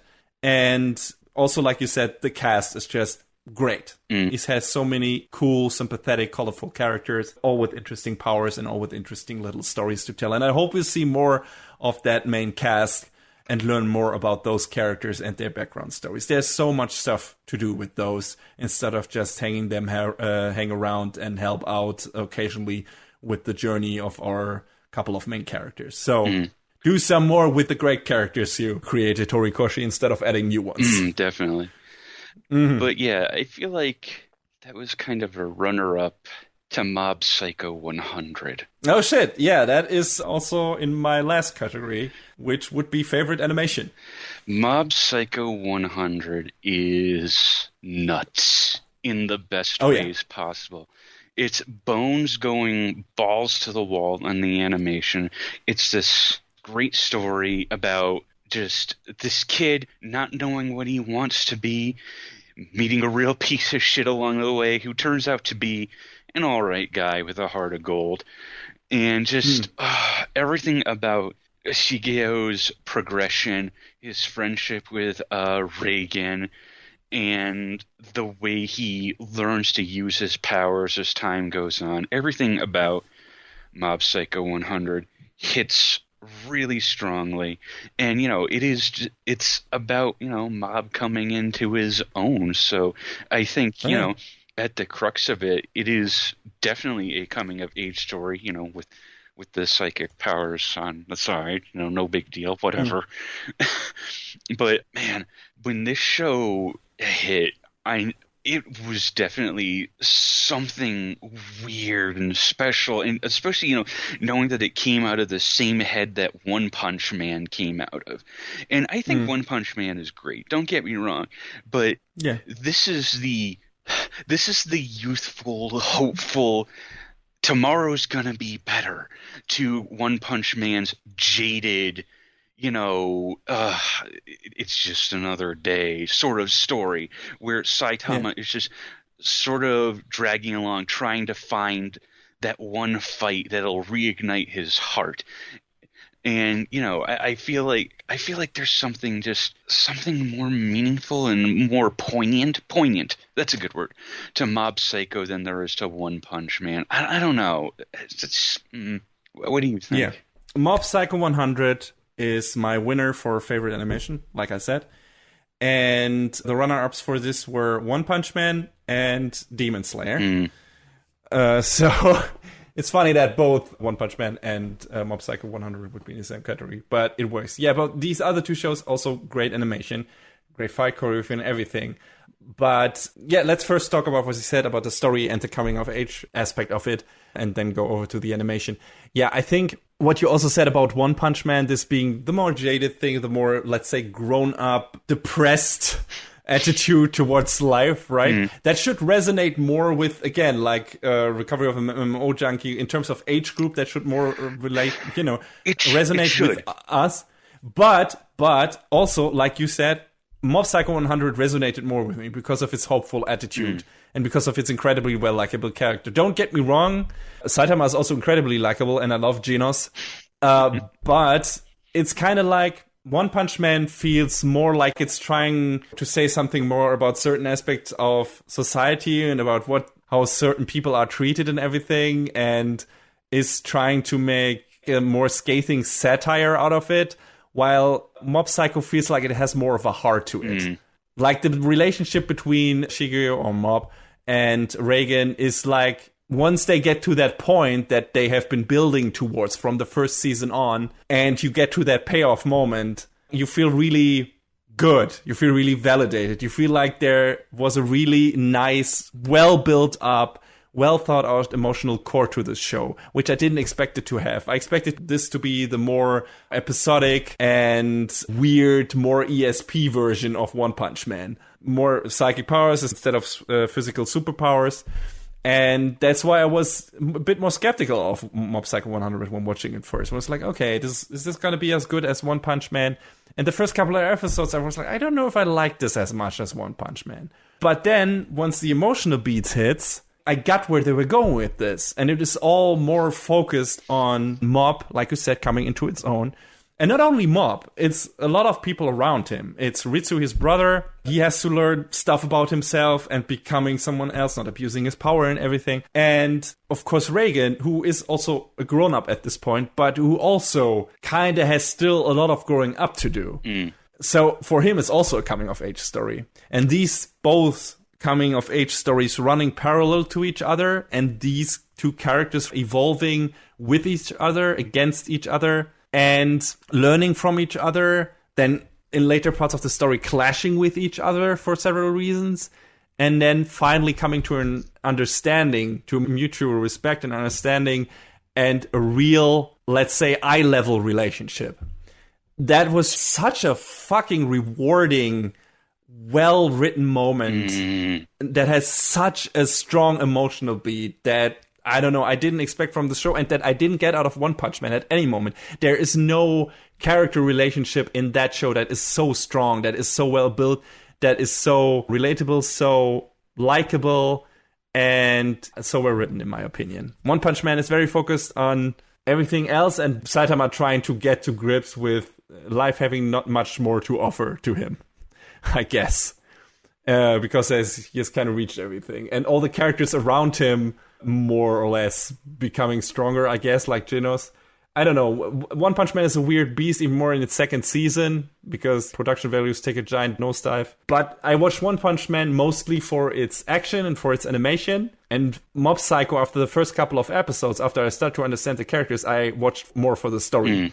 And on top of that, on top of all of that, you get the ridiculous animation. And I would say, in some parts, Mob Psycho gets even more crazier than One Punch Man. Oh, yeah, because it's fucking psychedelic as hell. Yeah, psychedelic as hell. It's a lot, the style is a lot more loose. right from the get-go. Maybe you're like, no, I like more the clean-cut, shonen, very shonen-y style of One Punch Man. I can understand it. I love that too. But I really come to love the very loose, cartoony style of Mob Psycho 100 that is closer to the actual webcomics that one did, that the creator did. And a lot of the characters look like blobs in a way.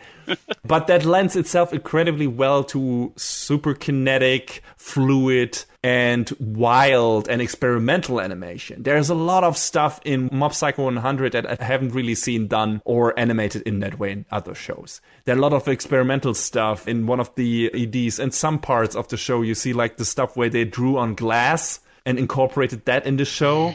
Like these smear effects, these smear drawings that they did that on glass and then somehow scanned that in. And it's crazy shit. And that happens constantly in Mob Psycho 100. There's so much crazy shit happening. So many weird, like you said, psychedelic stuff when the psychic battle starts. And the final episodes of the second season are just a fucking action blast. It's ridiculous. Like there's so much crazy shit happening. And even that has an emotional rewarding core in a way. And you relating to Mob's story. And that was an incredibly well done show. That was so fucking good from a story perspective, from a character arc perspective, and from an animation perspective. And I put it in my category for animation. I think Demon Slayer has the best combination of CG and traditional animation because, again, it's Ufotable, and this looks better than Fate Zero. They got so much good shit, like the fight scene. Some of the fight scenes are fucking stellar. Like I said, One Punch Man has these incredible battles and these really cool designs, very clean cut, very sharp. And on the opposite spectrum of that is Mob Psycho 100, that is also super well animated, but has these really loose forms. And over time, I liked that more because it gave me more different things to see. Didn't have as many clear-cut effect fireworks as One Punch Man did, and cool action choreography. But it had just these fucking weird and wild backgrounds and these weird shapes flying around everything, scenery transforming into shit. There was so much wild things to see that I've never seen animated before, never seen an anime before, period. And add to that a really funny story, really funny characters, really well-written characters, a really good emotional core with Mob and Reagan. And yeah, it's just a banger show. It's so fucking good. Both seasons. And it's a really tight package. 2 short seasons. And you get a really good story from beginning to end out of it. With some great emotional beats, some great fights, and some great one-off episodes where they just do weird shit together and investigate some ghost stories or what have you. Or just fuck around. It's a great show. It's fantastic. It's my favorite in terms of animation, but also one of my favorite anime period of the past decade. Most definitely. Both seasons are. And I think it's the same for you. Oh, yeah, definitely. Like I said, came out of nowhere, and I sort of wish I could experience it all over again for the first time. Oh, I am so envious of the people who still have that in front of them. Who get to watch Mob Psycho 100 for the first time. It's such good shit. Speaking of good shit, John, I think you have one category left.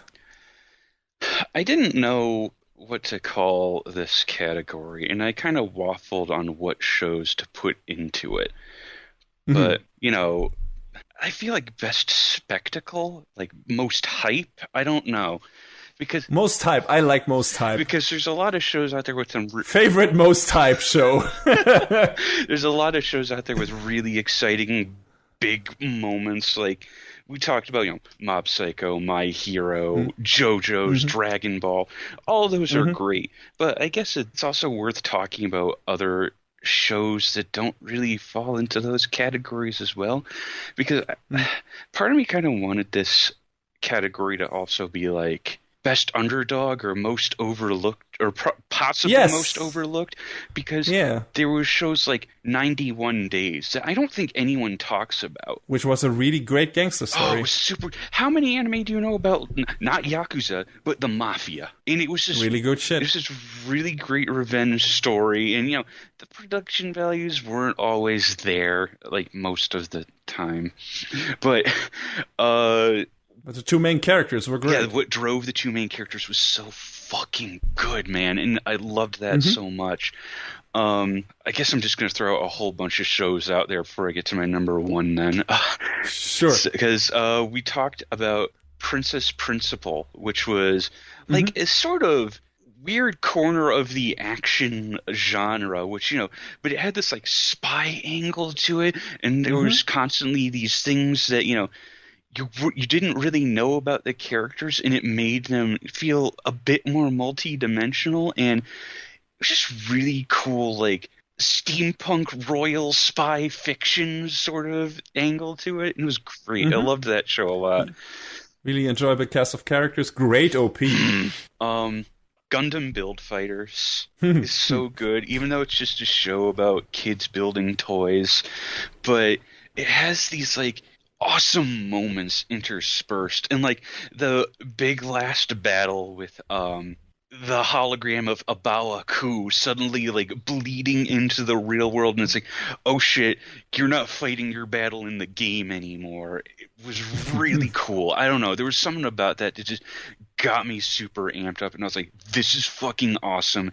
And they just couldn't really follow it up after that. Build Fighters Try still had some good moments, but Build Divers and Re-Rise are sort of like, Build Fighters was definitely... It sucks because it was the first and the peak. I don't know if this was anywhere on your list, but I feel like it's worth mentioning Recreators as well. Yes, we picked that for best of the season, or I did, at least. I don't know if we both did. I think we both did. I don't remember. And I love that show. I just couldn't really fit it anywhere in here. And I was like, okay, well, then I just dropped it by the wayside. It got one best of the season award anyway, so... I love the story of it. I love the characters. I love what it did in terms of, hey, what if the character archetypes from all your favorite anime became real, and how would they interact with the real world? I thought it was an incredibly fun thought experiment to do in anime form. And, the way they actually entertain those thoughts, and what media means, and what actually owning a character, creating a character, being a god to that character basically means. Like the whole conversation that resulted from that, and the whole thought experiment that resulted from that, was super interesting. You're right. It's one of the shows that should have been on here somewhere. I don't know. I didn't have best story or best out there concept or something like that. Otherwise, I would have put it in here. But yeah, it definitely deserves a space in some best of the decade list, in my opinion. And I think the only way I was okay with not putting it somewhere on here was like, well, it's in our fucking best of the season list somewhere. So at least in that it got its recognition. But yeah, you're right. It was pretty overlooked, and it was written by the dude who also wrote Black Lagoon, which is one of my favorite anime series of all time. And yeah, it shows. I really enjoyed that show. The animation wasn't always up to par. Studio Trucker did their best they could, but it didn't always work out. But yeah, the final battle was super climactic, and I liked the way they wrapped that up with that character and the story of her maker and everything. And yeah, it was a really cool show. Definitely. Recreators, yeah, definitely an underdog and an overlooked one. By me as well, apparently. So good. I feel like just not enough people watched that, so... Yeah, it was on Prime, so... Yeah, well, Amazon, that's true. So, yeah. I think that was back in the days of anime strike, and then it suddenly evaporated overnight. Oh, yeah. But if I had to pick a hype-ass show with big spectacle, and it had a small start, and I don't think anyone expected it to get to where it did. Come on. It's Symphogear. Of course it's gotta be. It's gotta fucking be. Oh my god. This was the little show that could, man. I remember the first season airing, and I was like, oh, this looks neat. Back before it was ever licensed, I was like, I'll download it and watch it some other time. And then 2 years later, in 2014, it got a sequel called Symphogear G. And I was like, oh, I guess maybe I should watch this now. Oh my god, why didn't I watch this 2 years ago? And I was in. I was instantly in. Every girl is best girl in that show. Yeah, that's true, kind of. Don't get it twisted. If you call one of the girls in that show best girl, there's so many valid reasons. the music in that show. Music is fucking fantastic. I love every one of the battle hymns, the insert songs, the OPs, the EDs, everything. Every music in that series is great. Even the fucking Buff Stroganoff song. Noriyasu Agematsu and the crew at Element's Garden were just like, yeah, we're just gonna go. Mm-hmm. And they went and did it so hard. And my God, not only the vocal themes, but like, the score of the show as well. It's so good. The show, as we mentioned, was mostly scripted and composed by one Akifumi Kaneko, whose other big claim to fame is the Wild Arms series of games. And the influence from that bleeds through, too. So if you love Wild Arms, you have the weirdest anime crossover of fan bases you've ever seen. But every time, the escalation with each season, I guess barring the fourth season, because I think we both agree that was kind of not the highest point. It was mostly a setup for the final season. Yeah. But the escalation as it went along, it just kept getting bigger and more exciting and crazier. When they introduced Maria, Kirika, and Shirabe in the second season, and the big square up between, what do you mean there's other people who can use the Sympho gear? And they have their big knockdown drag-out fight. And then Carol and the Alchemists and GX is so good. It's probably still... I mean, have we talked about what our favorite season is after finishing, the series? After finishing reviewing XV? I don't think we have. I think so. So which season is your favorite Sympho Gear season? Oh, no. Kill your babies, John. No. I think GX is super, super great. Agreed. But I don't know. Something about G was really good. Like everything about that with they introduced all the new characters and it felt really good and organic, and they didn't let the cat. This show is really good on the cast for it because they didn't overbloat it. Because, they didn't introduce a whole lot of new characters in GX that stuck around. And same with AXZ. Adam and his crew, they were like, whatever, all right. They had some impact on XV, but as we went along, yeah, they were there, and you thought about them, but you didn't have to think about them all the time, which, to me was like, hey, we're not constantly throwing 50 different characters at you.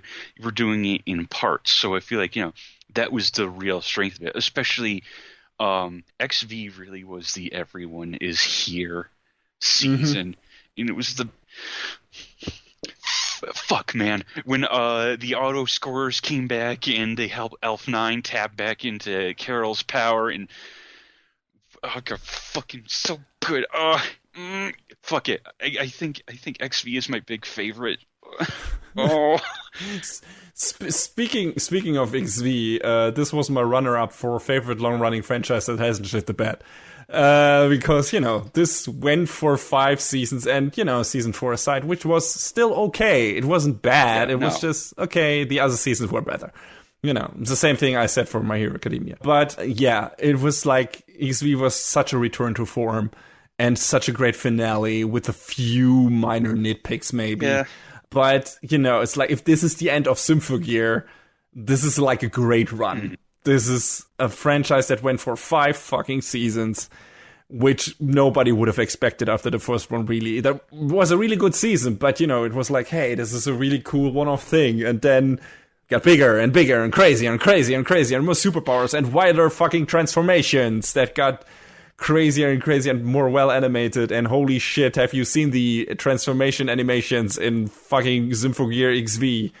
If you haven't seen them, you haven't lived. It's so good stuff. The spectacle, like you said, is fucking amazing. When the music hits on all cylinders, when the action hits on all cylinders, when all the characters work together and fuck up the noise or whatever other power user they fight against, it's such a great thing to watch. and it's so fun, and the characters are fun and funny. Not all of them have like the most interesting arcs.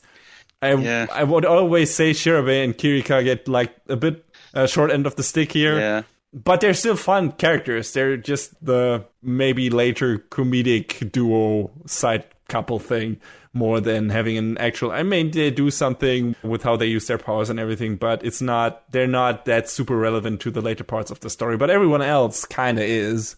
And I think especially the main character's arc, Hibiki's arc, is great. The stuff with her dad, the stuff with her girlfriend and everything is really good. It's really fun. For something that on the surface is a really simple action show, it's just super enjoyable, and there's some more to it than you would think if we watch it like the first couple of episodes. So, yeah, and I love the combination of music and action, and if it's really well timed together, and this hit all the right buttons for me for that kind of particular niche preference, especially when the characters fucking yell out their super move while singing and shit like that, and it's so good. It's so much fun. If you don't like that shit, if you don't like those aspects maybe of Macross or anything, you don't like musical styled shows in a way, then I'm sorry, that show might not be for you, but also you're missing out. Yeah. It's just a good time. Symphogear is a good time and a hype time, and it's fun from beginning to end, even if one season is not as good as the others. But season 1, 2, 3 get better and better, then we have a small dip, and then we get a great finish with XV, and it's super fun. I had a good time with pretty much every episode of Symphogear I watched, and there are not that many other shows that are just action shows in a way that I can say that about. And the pacing was great in each season, and it didn't drag, and none of the characters got on my nerves, and it was just fun.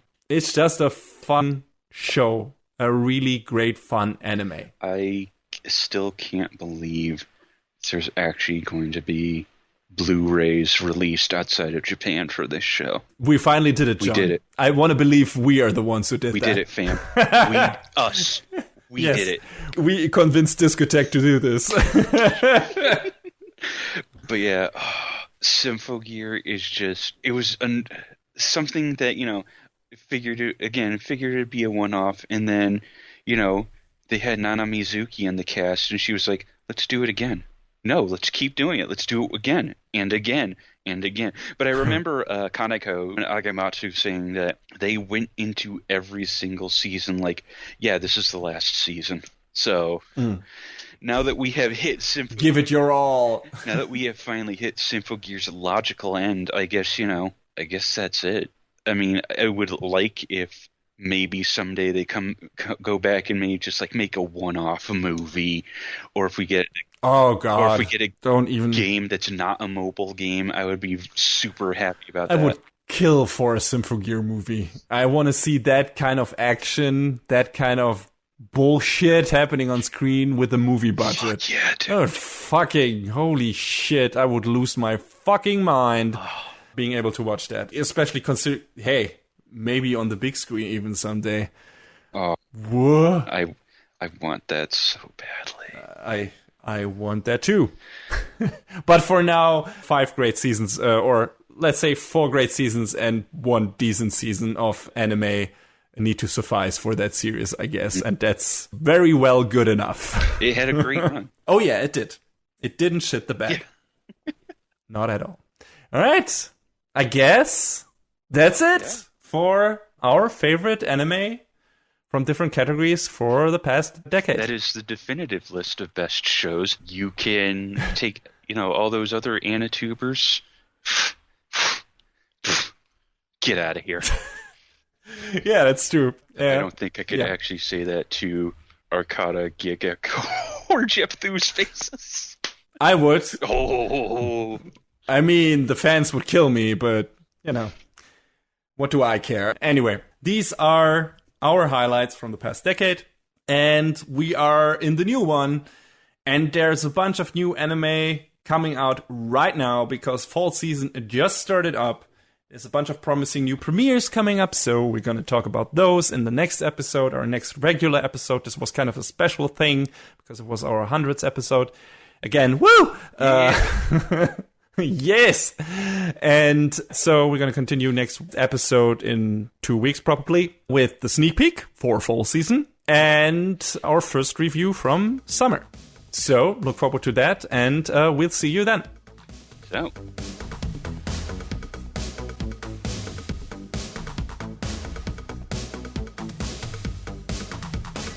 And that is a wrap on the 100th episode of Anime Brain Freeze. All the music in our show is from the Double Dragon Neon soundtrack by the amazing Jake Kaufman. Please go to vrt.bandcamp.com and check out his awesome work.